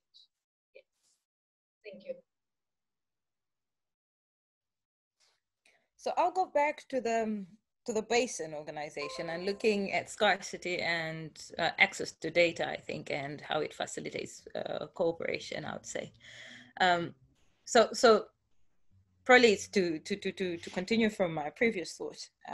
Sorry, I dropped off, but to say that so when you're looking at data or access to data and exchange of it and information and how it facilitates cooperation, I think for me, I'll come back to the issue of, okay, so the role of not only the countries, but the basin organization as well.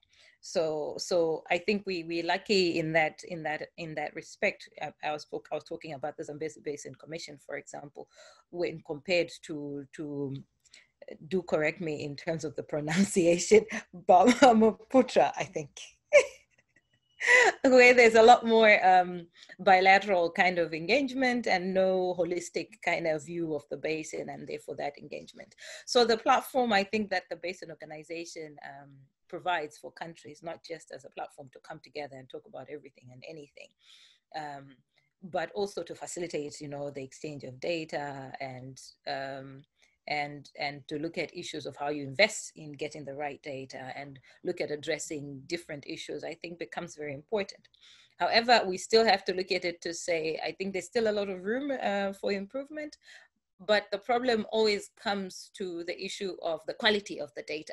So the countries do have data, for example, but the quality might not be of the right standard.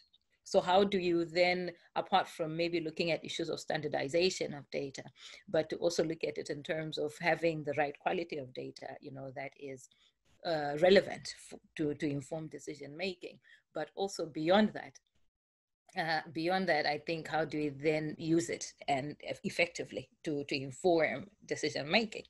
But then it has to be to some end, and I think Suparana and Larry has spoken about it.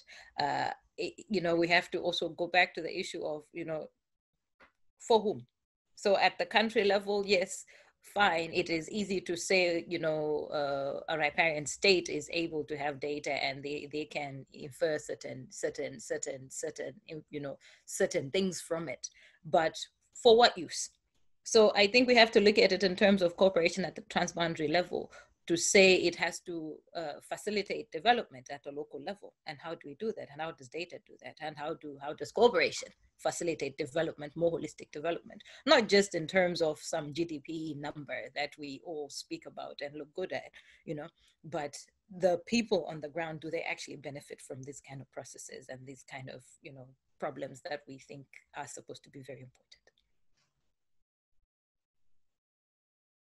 Actually, when we talk about rivers in India, and many of you might also know about the caste system in India, right? So rivers also have this caste system in India. So there is a clear-cut hierarchy of the importance of rivers in India.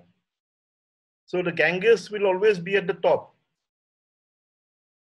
the mother of all rivers, and after that, there will be other rivers that will come in the stack, and frontier rivers really don't matter much in the national imagination, like Brahmaputra, It is a frontier river that crosses the northeastern Indian part, right?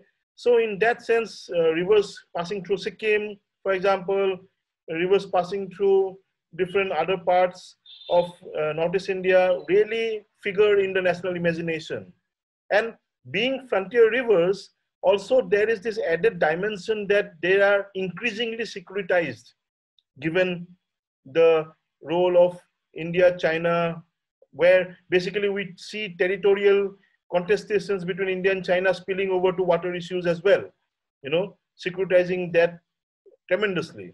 So in that sense, when we talk about Sadoff and Gray's fourfold typology of rivers, talking about the ecological river, the political river, the economic river, and the catalytic river, I actually go on to add another dimension, another type of river, which is called the speculative river.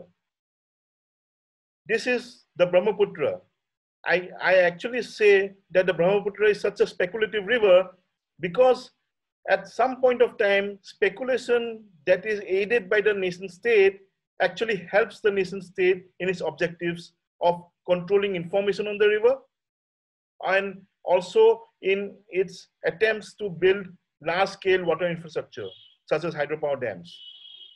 And in that context as well, I see the nation states such as India and China actually looking at local communities who live by the river as incapable of understanding any data, anything related, any policy related to the river. And this very kind of a narrative that the hydrocracy in India and China have actually hinders this kind of a, and also promotes such a speculative river in many ways.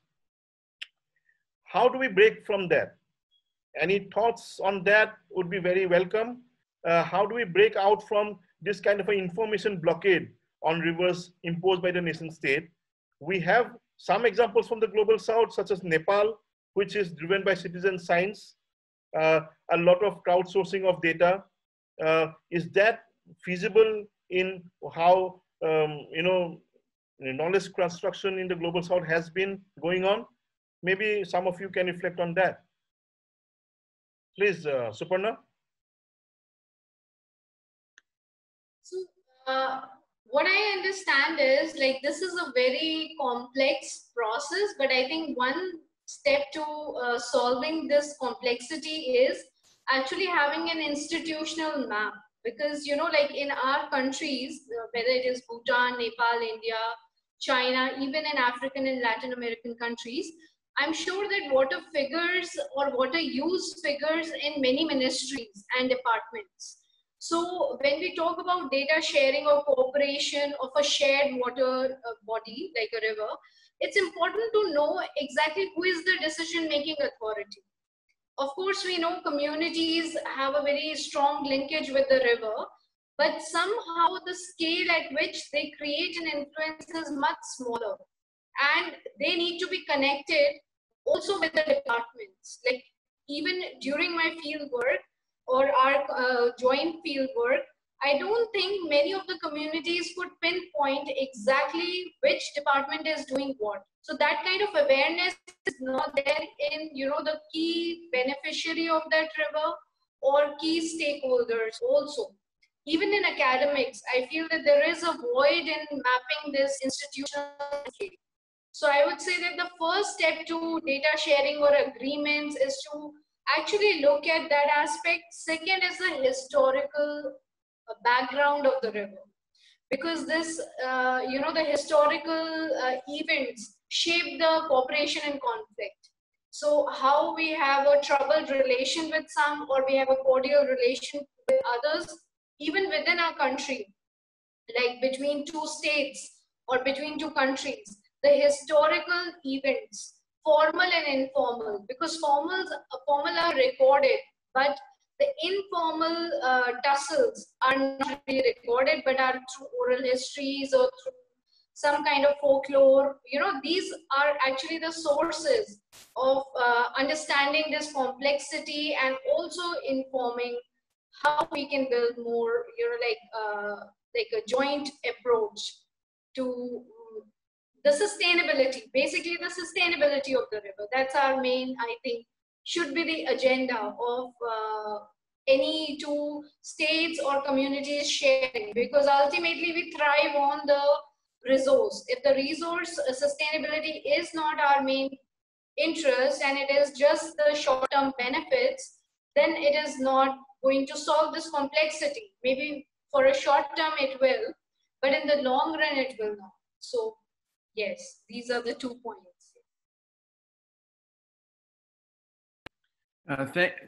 Thanks for this notion of the speculative river, Mirza. I'd never heard it before, and I like it very much. And you know, I think your question, it brings us back.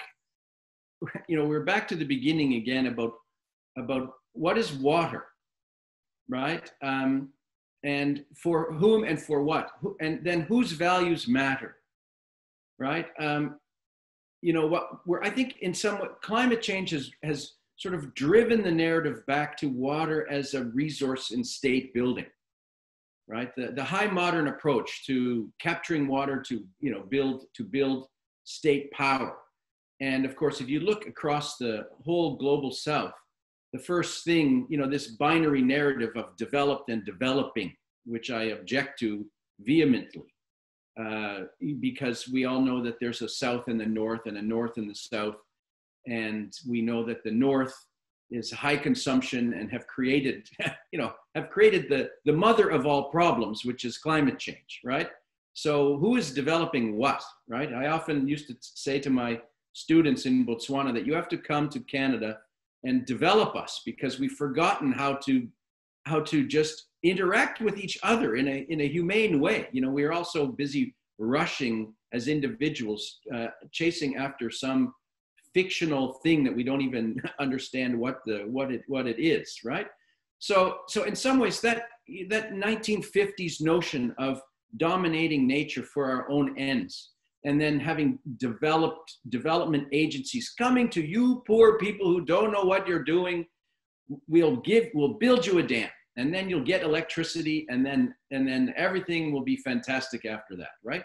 In some ways, we're back to that, right? The World Commission on Dams put a kind of brakes on the, you know, on the especially the large dam building projects, and asked important questions like we've been asking with Joanna and Suparana pointing out about community impacts, and you too, Mirza, telling stories about how rivers feature in cultural practices and so on, right?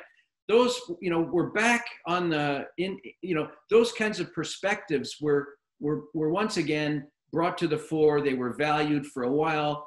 There were attempts to bring in a traditional ecological knowledge or indigenous knowledge, you know, new ways of knowing, you know, all of that was being moved into the discussion about how we manage these resources for what and for whom. But the climate crisis seems to me to have pushed those values to the side again. And we are back with the whole capturing this and capturing that, right? Indigenous people around the world, and I don't pretend to speak for indigenous people, but you know, having interacted in different places with different groups and listened very closely to them, you hear a different discussion about what water is. You know, it's not a utilitarian thing, right? Water is living, right? I mean, you talk about the Ganges as the mother of all rivers. You know, there's a creation story behind that puts people back into the environment. It doesn't put people above the environment as dominating things, right? And so there you know, if we want to try to get towards sustainability, I think we have to get past our notion of dominance and control, and you know, that we can achieve certainty, and that the entire planet can be manipulated like some kind of game board by us. You know, geoengineering now is another discussion on board, right? So, you know, so I think that, you know, and there are some groups, of course, that are trying to push these back into the forefront. You know, there are radical environmental groups and so on, right? There's and they each have their own agendas that may be more narrow or more broad. But my main worry here is that we're not that we've ceded, we who are interested in sustainability have somehow ceded the ground again to the techno echocrats, right? Those who believe that we can invent our way out of things and apply enough money and everything will be fine. When we know that this is unlikely to happen and that climate change is having completely uneven impacts, and we're having an incomplete discussion about how and what we should do. And I don't know how to do this. I've made this case in the past, you know, having spent so many decades of my own life living in the so-called developing world. I just have this feeling that the South has something, and I'm including the South in the North. So First Nations people in Canada and the US, elsewhere. I just have a feeling that the South has something to teach the North about living within extreme variability that we are finding with climate change. It's just a kind of a feeling I have, but I certainly know that modernity is failing everybody, and it's highly failing. You know, the translation of Western modernity to the global South. Its failure is seen every rainy season, right? You know, people in cities like Dhaka or Dar es Salaam are up to their waists in rainfall and have no water to drink, right? So you've got so many failed systems that have been delivered from north to south. There has to be some way of recovering the knowledge that is out there in the globe, across the global south, about those who have lived with as part of nature rather than apart from nature, as those who have lived with variability and understand these kinds of things, right? To reintroduce some elements of mobility as opposed to fixity. You know, the Western way is a fixed system. It's national boundaries. It's you know, you pay taxes in wherever you are, and you stay out of this other place, right? So, you know, so somehow I have no answers about how we, you know, how solutions come from south to north, but I feel like the South has to, the South must somehow find the self-respect to have the strength of will to challenge these narratives, right? To challenge these dominant narratives that are enhancing the problems that we see. River linking in India, is this a good project? This is something out of the 1950s. It will certainly, most certainly mean desperation for many people across the subcontinent. This is not a solution. It's a political ideology that behind this thing, right? So where, you know, who, I mean, I'm challenging the three of you to show us in the North with our who have now discovered variability. You know, I'm here in Nova Scotia. My hydrograph is a flat line. It has some precipitation 300 days a year. It adds up to about 900 millimeters. It's nice, right? But now we have this. We don't know what to do. So now we are, you know, is it not up to people who've always lived with a hydrograph like this?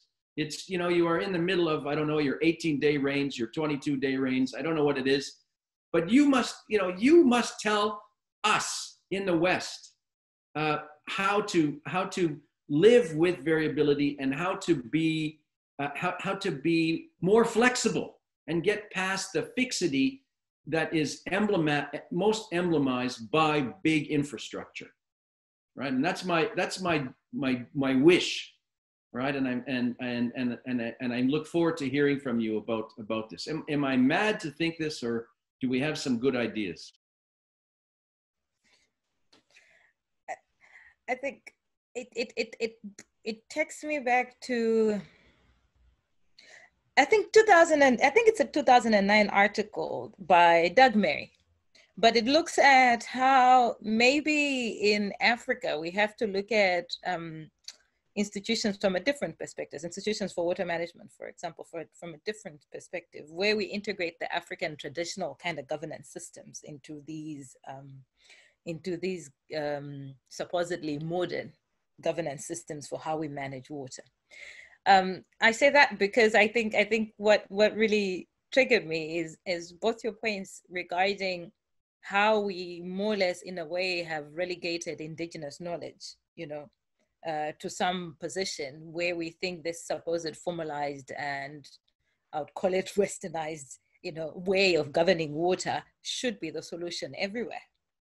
And so by doing that, we forget the connection or the lived reality of the people on the ground that are far removed from the very modern, parts of our communities. So, and they do for them, their connection to nature not only defines who they are, but defines whether they live or not, So it becomes important in terms of how we look at institutions and institutions for governing water. In Zimbabwe, for example, they have stakeholder-driven institutions like catchment councils and sub-catchment councils as formalized systems for, stakeholder participation in water resources management. And yet, even though, so these are very much your typical IWM kind of facilitating institutions. And yet, when you then go to that lowest supposed, appropriate level for water management as, as formalized, you still find that there's still gaps there in terms of issues of legitimacy of, of representation, and the issue of how representatives are actually, are selected to supposedly represent the stakeholder groups. And then you find that, for example, these, hydrologic boundaries, as we call them, are too big to even become effective, to help to manage the water. And yet there are other governance systems within these supposed hydrological boundaries that can help us. And so comes the role of these, other kind of systems of management or of governance that can assist us. And it takes me back. I think I was frowning at first when you spoke about Mirza, when you spoke about the issue of classification and classes regarding rivers. And when I reflected on it, I'd say it's possibly true. And I think it happens everywhere. And it really does true. It goes back to the issue of how we value water, as Larry spoke about it, and how we value it therefore places a certain importance, whether it be water or whatever other resource that we're talking about. It places a certain importance to it, and the issue of how, for example, I remember a long time ago when we were kids, there used to be a jingle on the radio, and it was a jingle about why you shouldn't cut trees, and it spoke about, it was really about a jingle about why you shouldn't cut trees, and how a community more or less finds a person that's cutting or identifies, and they deal with that person, that kind of thing. And even though it stopped playing so many years ago, it still plays in my mind. And when you see somebody doing something, you go back to that. And that was a way in which, locally, or at least traditionally, we're able to transmit information about, how you protect the environment, and there's that linkage. So song plays a big role in terms of how we, we deal with nature, how stories, folklore, has a lot of meaning in terms of the importance of different resources. You'd be dead scared, for example, you're dead scared about entering a graveyard and, that kind of thing, but there are a lot of trees there, or you're told that part of the river you do not touch because of this, that, and you believe the story, and yet the bigger story is you protect the river, that kind of thing. And that connection, and that being something that speaks to who you are as a person more than what you do with what you have, I think becomes something that's inbuilt in people, and therefore to protect the resource becomes something that is inherent in them to do, as in a responsibility that links their own survival to nature. So I think these things are things that we keep missing in terms of how we then govern the resource. How do we govern the resource? How do we sustain the resource? and the issue of indigenous knowledge and how we bring these two together. I'm not trying to say that, you know, these formal westernized, if one can say, systems of governance are wrong. I'm saying how negating the existing traditional ways in which people have lived with nature and governed, you know, themselves around nature, add value to how we manage the resource and we deal with the issues and sustain the resource. And in talking about citizen science, I think this happens at you might be aware of the South African scoring system, SAS. It's called SAS. There are different versions of it, and there's a summarized version of it called mini SAS, which more or less. So SAS is what it does. It's a rapid bio assessment of rivers. So it will give you an indication of river health. And what they've done with mini SAS, for example, is that you can use it. Anybody can use, you know, this to give you the health of a river. So depending on where you are, anyone can use, you know, they've got, you know, bioindicators, and looking at what what you find in your river, it will tell you the health of the river. So you can, I think we have to look at ways in which we bring such tools or translate such tools more to how they to make them more usable for local communities, to make them more usable and interesting for young people, the little children, because those become the change agents in our communities, not just looking at it in terms of transmitting information down to them, but having the community and the young ones and every different actors playing a role in terms of how we manage and how we sustain the resource. I think very interesting to hear these stories because we keep on hearing such songs as well. In Assam, there is this legendary singer called Bhupen Hazarika, one of the greatest singers of Assam. And his song, Bistirno Parore, which is about the river Brahmaputra. And basically, he talks about, he appeals to the river and he implores the river and asks the river that, why don't you speak up when you see so much injustice around you? And he's influenced by the song Old Man River, which was by Paul Robeson, which was during the American Civil Rights Movement, right? So in that sense, we have certain songs such as that. When Suparana and me, we were doing field work, we would ask this old lady about saying that, why do floods happen? You know, why do flash floods happen? They say she said that, you know, you see the young people going to the riverbeds, having picnic, having alcohol there, cutting meat there.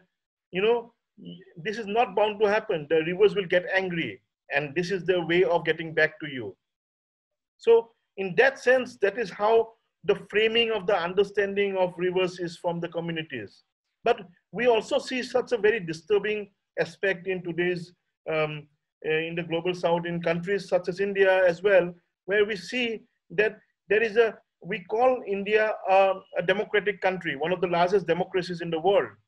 But we have an inherent democratic deficit when it comes to management of our rivers, communities managing the rivers, having a say in the rivers. Whenever there is a kind of a public hearing about a dam project coming to a particular area, the officials do not come and ask that, do you want the dam here or not? They ask, how much money do you want as compensation? So all of these public hearings become actually compensation hearings. So in that sense, you know, the entire narrative is changed by this speculative capital that is floating around in these rivers. So in that sense, we also see that Larry had brought up this interesting project about interlinking of rivers in India. Within that sense, when we talk about geographical space, rivers within India, they say that there was this festival that was held 2 to 3 years back called the Namami Brahmaputra Festival, which attempted to actually say that this river is seen as a spiritual connection by many communities, local communities living along the river, but this festival, particular festival, was actually an attempt to Hinduize the river, in a sense that this river is the Ganges and nothing else. So there is no specificity in a sense. There is no context. That Brahmaputra is not Brahmaputra, but it is the Ganges after all. All rivers in India do not have a specific context, but it is the Ganges after all. So in that sense, it also pushes the narrative of interlinking of rivers. Since all rivers are the Ganges, so we also can actually link all the rivers. So in that sense, that kind of a narrative is being pushed through these river festivals, grand river festivals, you know. And similar festival also happened in Ladakh, in the Indus River. It is called the Sindhu Darshan Festival, where they tried to erase the Buddhist traditions of, you know, the river, the spiritual connections, and actually bring about a different kind of a Indian, what you call a Hindu kind of a religious fervor to the river. So in that sense, that is something that is very, you know, disturbing in recent times that is happening in terms of appropriation of resources, you know, in such resource-rich zones, such as Northeast India. So and there has been many voices raised against this kind of operation, where you have seen Buddhist religious monks marching in Tawang in Arunachal Pradesh against a big dam project, where basically that dam project was going to submerge the habitat of the black naked cranes, which were coming to that region and were considered the reincarnation of the sixth Dalai Lama by the local communities. So across the Himalayan belt, there has been this erasure of specificity about how people look at rivers. So when I actually wrote an article 2-3 years back, which actually, the title of that article was that India and China, in their race to dam the Brahmaputra, are actually putting the entire Himalayas at risk. Not only the ecological zone, but also the people who live in that zone, right? So in that sense, when Larry talks about solutions, what can be the solution? We talk about bilateralism, we talk about multilateralism in talking about transboundary river governance. But to my understanding, we actually have not been able to make any much breakthrough out of bilateral institutions or multilateral institutions in South Asia. The only thing that I see that there is hope about is that having an ecological understanding of a space, like the Himalayan space. Can we collaborate on the larger Himalayan space? And that is why the institutions such as ICIMOD come in, you know, in terms of how we can actually bring in dialogue across the Himalayan space and not really get trapped into bilateralism and multilateralism in terms of nation state boxes. I think that is what I think could actually hold some meaning for political engagement on rivers in the future for nation states. I don't see anything else that, you know, immediately comes to my mind.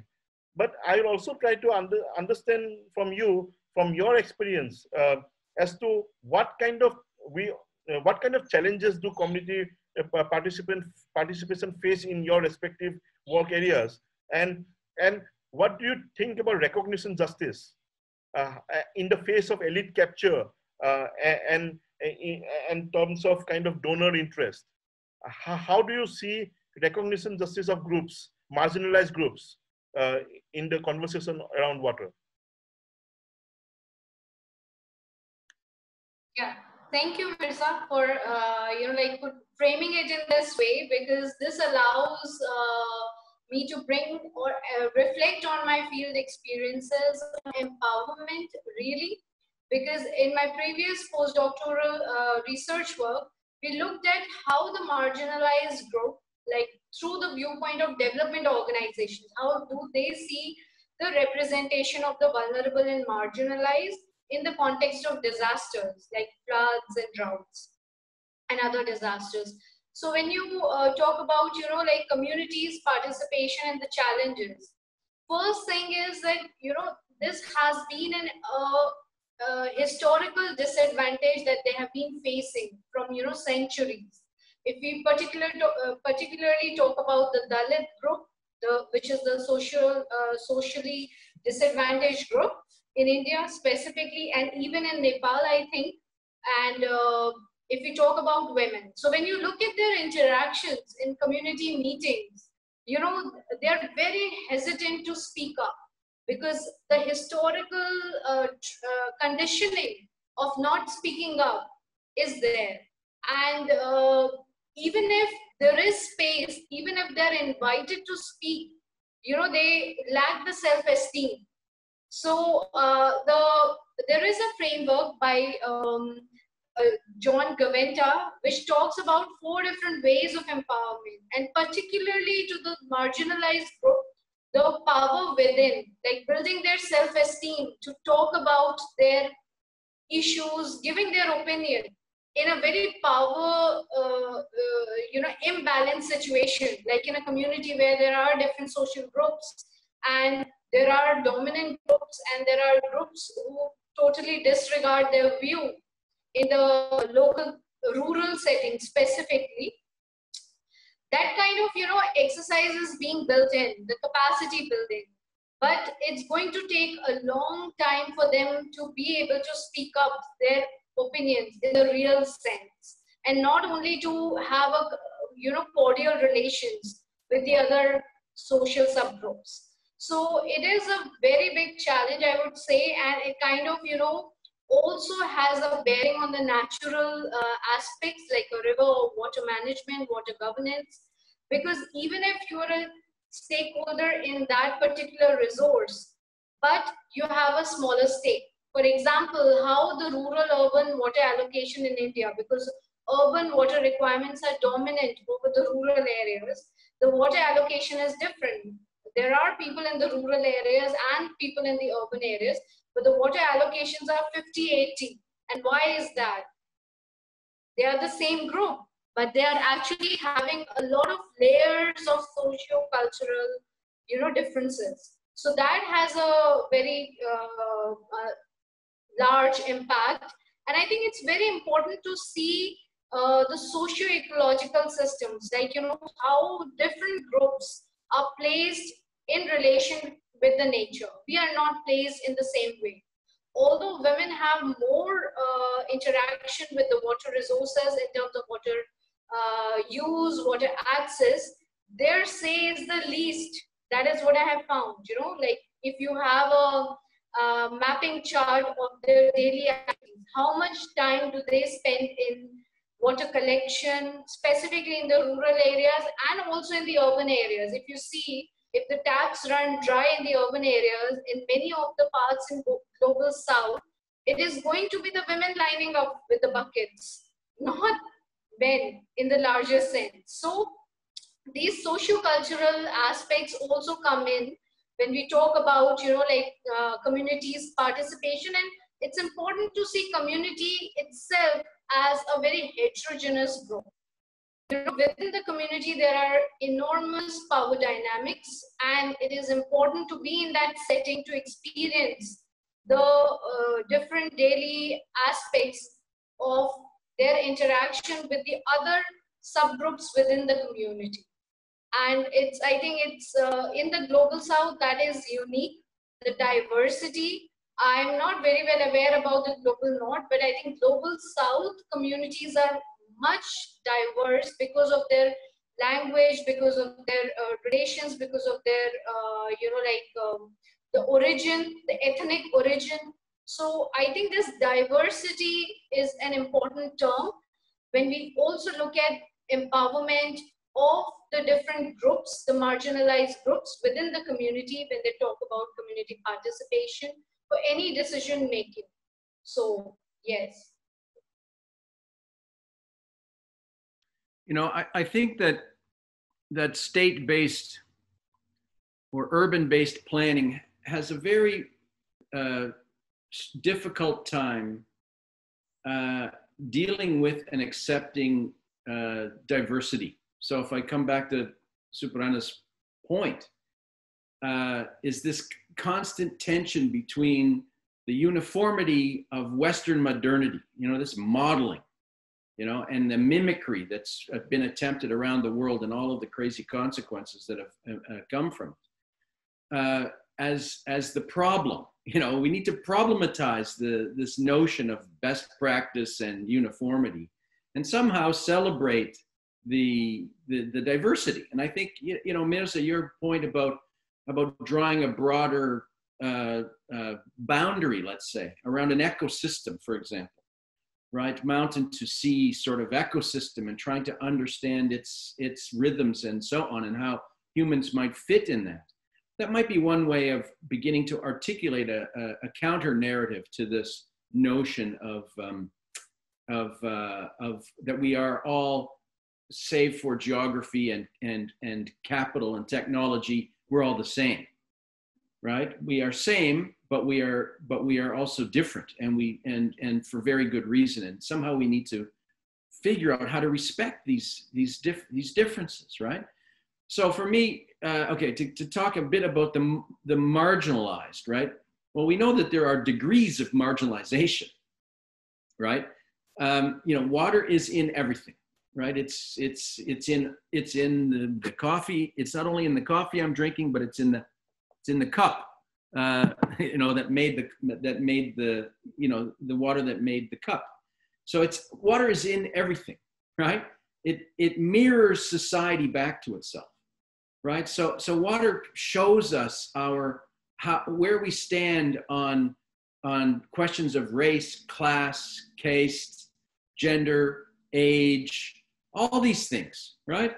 And so, you know, so wherever you look, you're going to see centers and margins. You're going to see degrees of peripheralization, I suppose, right? In some ways, you know, so then what? What do you do then, right? Well, what you see is where the marginal have been centered is often against their will, right? So I used to work with the San, with the Bushmen in the central Kalahari, and you know, they were pushed to the margins, you know, into the desert. You know, they're not indigenous to the desert. Everybody chooses, you know, places to live that are welcoming, and you can build culture around there, right? So they're pushed to the desert, but then in the desert you eventually find diamonds, and then you eventually find tourism, and so those people that you marginalized are suddenly back in the center again, against their will, right? And there's an old, I don't know where it comes from, but I associate it with the sort of 1960s 1960s student rebellions in the US against the Vietnam War and so on, this saying that they have the guns, but we have the numbers, right? And the only thing that the marginalized have is numbers, right? Is to somehow force yourself into the frame on your own terms. You know, in Canada, we have a social movement called Idle No More, right? Where Indigenous people here are pushing back against the deliberate marginalization and denigration of their ways of thinking and being and so on, right? And so social movements everywhere, you know, there is no substitute for mobilization. You know, I'm a white man of a certain age, born in a certain place. It's just the luck of the draw that I benefit from a system that largely oppresses everybody else, right? But those that are oppressed and do not benefit and are marginalized, you know, they have to, you know, there is no substitution for pushing back, right? It's happening across the United States right now with the hashtag Black Lives Matter movement, right? Racism is not new in the United States. It's you know, the problems of racism are not new in the United States. Somehow they are in our consciousness again. You know, anthropologists, critical social scientists, we've known this stuff. We've argued about these things for decades, but somehow it's just emerging in sort of middle-class white consciousness that, oh, I benefit from this system. And it's only because people push back, push into that space. Of course, there are dangers there, right? But you do see, you know, American, you know, activists right now they are referencing Gandhi, right? And they are saying that, you know, we don't do this with violence. We do it with resistance and the ability to show that we can suffer at the hands of oppression, and we will show you our suffering so that you can reconsider yourself, right? So, you know, this is a, you know, roundabout way to talk about the methodologies, right? If you look at, you know, so let's take urban water, right? The slum dwellers, those on the margins, they don't have enough water. Joanna talked about, you know, they have a permanent water scarcity. So when you come to almost a day zero in Cape Town, people in Khayelitsha and Cape Flats and so on are saying, we live with day zero every day, right? You are just discovering what we live with every day, right? And so, you know, so in those cities, you know, if there's a kind of a crisis, they, you know, a movement has to find an ally and occupy that space, right? And you can find allies. And there are good examples of, in urban contexts, where the state and civil society have been able to work together for better outcomes. These are few and far between, but you can find them in Thailand, you can find them in India, you can find them in Brazil, you can find them in South Africa. Examples of where people have pushed into the space and made their voices heard. This raises questions about governance.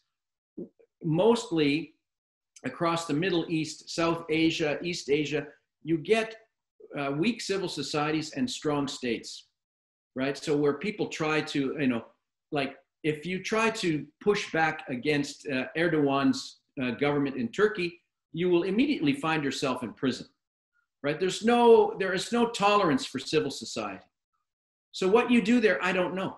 I don't know how you do it, right? Maybe you have to find some ally outside that has power over Turkey, right? You try to reach out to like-minded people in some other part of the world. But those are strategies, you know. And I don't have easy answers for you know, for how we attend meaningfully to the important issues of the marginalized. The marginalized attend to their own issues through activism, and we can be their allies, and we can try to make spaces for them through languages like IWRM and stakeholder participation. And we can try to open that up, or indigenous knowledge. We can use these reference points to be their allies. But in many cases, you know, and to push back and to expose state behavior, you know, by exposing the craziness of river interlinking projects and the narratives and so on and so forth. That's our role. But the marginalized, you know, there is no substitute for mobilization, and I'm very sorry to say that, but evidence shows that this is how change happens everywhere. It's how women got the vote; they mobilized. It's how you know, people people around the world got access to land. They mobilized. So you know, so there's no substitution for that. Water is not different than anything else. Societies are based around water, and so why should equity and questions of equity and equality in relation to water be any different than questions of equity and equality in relation to society at large?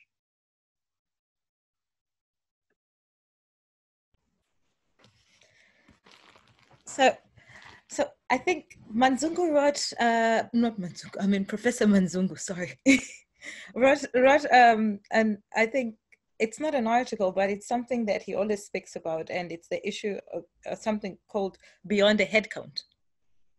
So most of the times when you talk about participation, we want to tick certain boxes. You know, so the X number of men, X number of women, and especially the women part, underline that part, because that means that we have, you know, attained the gender, you know, requirement. We can tick the gender box, as they say, you know, and therefore we fine, and we then go back to doing everything as it's always been done, you know. So it takes us back, I think, and these are points that have been raised before by both Larry and Suparana.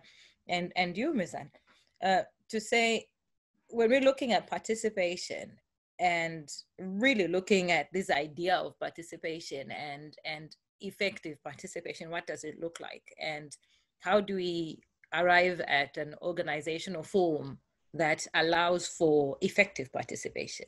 So I think it goes back to a lot of what we've spoken about today, to say, how do we bring in the local realities? How do we build on existing institutions that allow for certain things? And at the same time, how do we ensure that organizational forms for water resources management or allocating water or whatever it is do not replicate existing inequalities? Because that's what unfortunately is happening in most of the institutions that we come up with for managing water. So this whole issue of most organizational forms create winners and losers, and how do we address these losers, if we can call them that, and how do we bring them in? And unless we can do that, I think mobilization, it helps. It does, yes. But at the same time, when we look at certain issues, and these being issues that have always been a problem for a long time, and we ignore those things, we then have a problem of, people become quite complacent, and they look at issues of inequity in terms of access as a lived reality. So the problem of not having enough water today did not start today.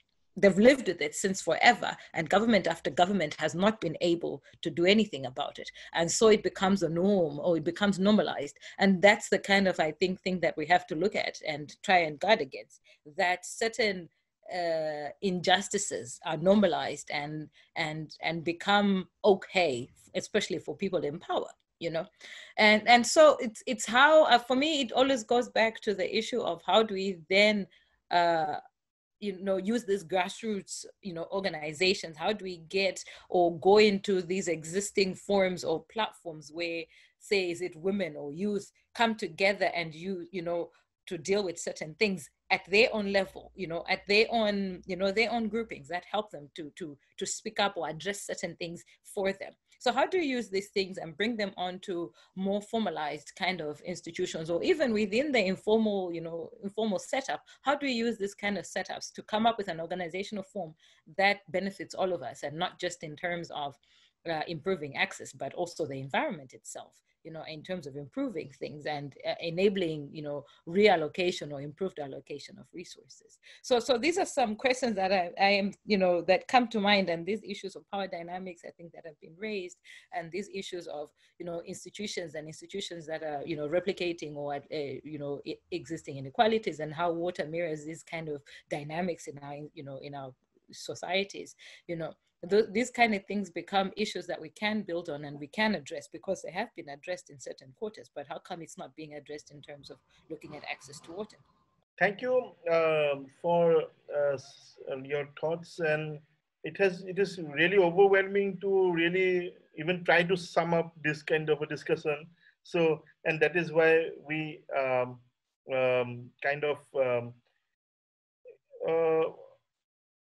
in order to bring this kind of dialogues, bring this kind of discussions forward, I think it's really important to keep such discussions going within the Global South, people working in the Global South, maybe from within or outside. And this kind of engagement will really help us, have hope in our work, and to carry on, and to understand that, rivers are no longer seen as sovereignty markers, or hydropower dams are not seen as sovereignty markers, but rivers by themselves are enough, in a sense. So in that sense, we don't have to cut forests, but forests are enough to actually say that this is our land. In a sense, when I go around talking about why do we need big hydropower dams in Northeast India, they say that we need to claim territory, and that is one of the greatest dilemma that we have. And there was this Bangladeshi scholar of English literature. And he said one very important point. He said that we should look at rivers as a human body, but how do you think that if you can cut the human body into half and build a dam there, how would both parts survive? Do you think that will survive? It will not. And that has remained with me for a long time in my thoughts, in my understanding. So I think at this note, I think I'll thank everyone, Larry, Suparana, Joanna, for this interesting conversation. Thank you for sharing with us. I think definitely this will be of some use and will create more discussions further on. Thank you.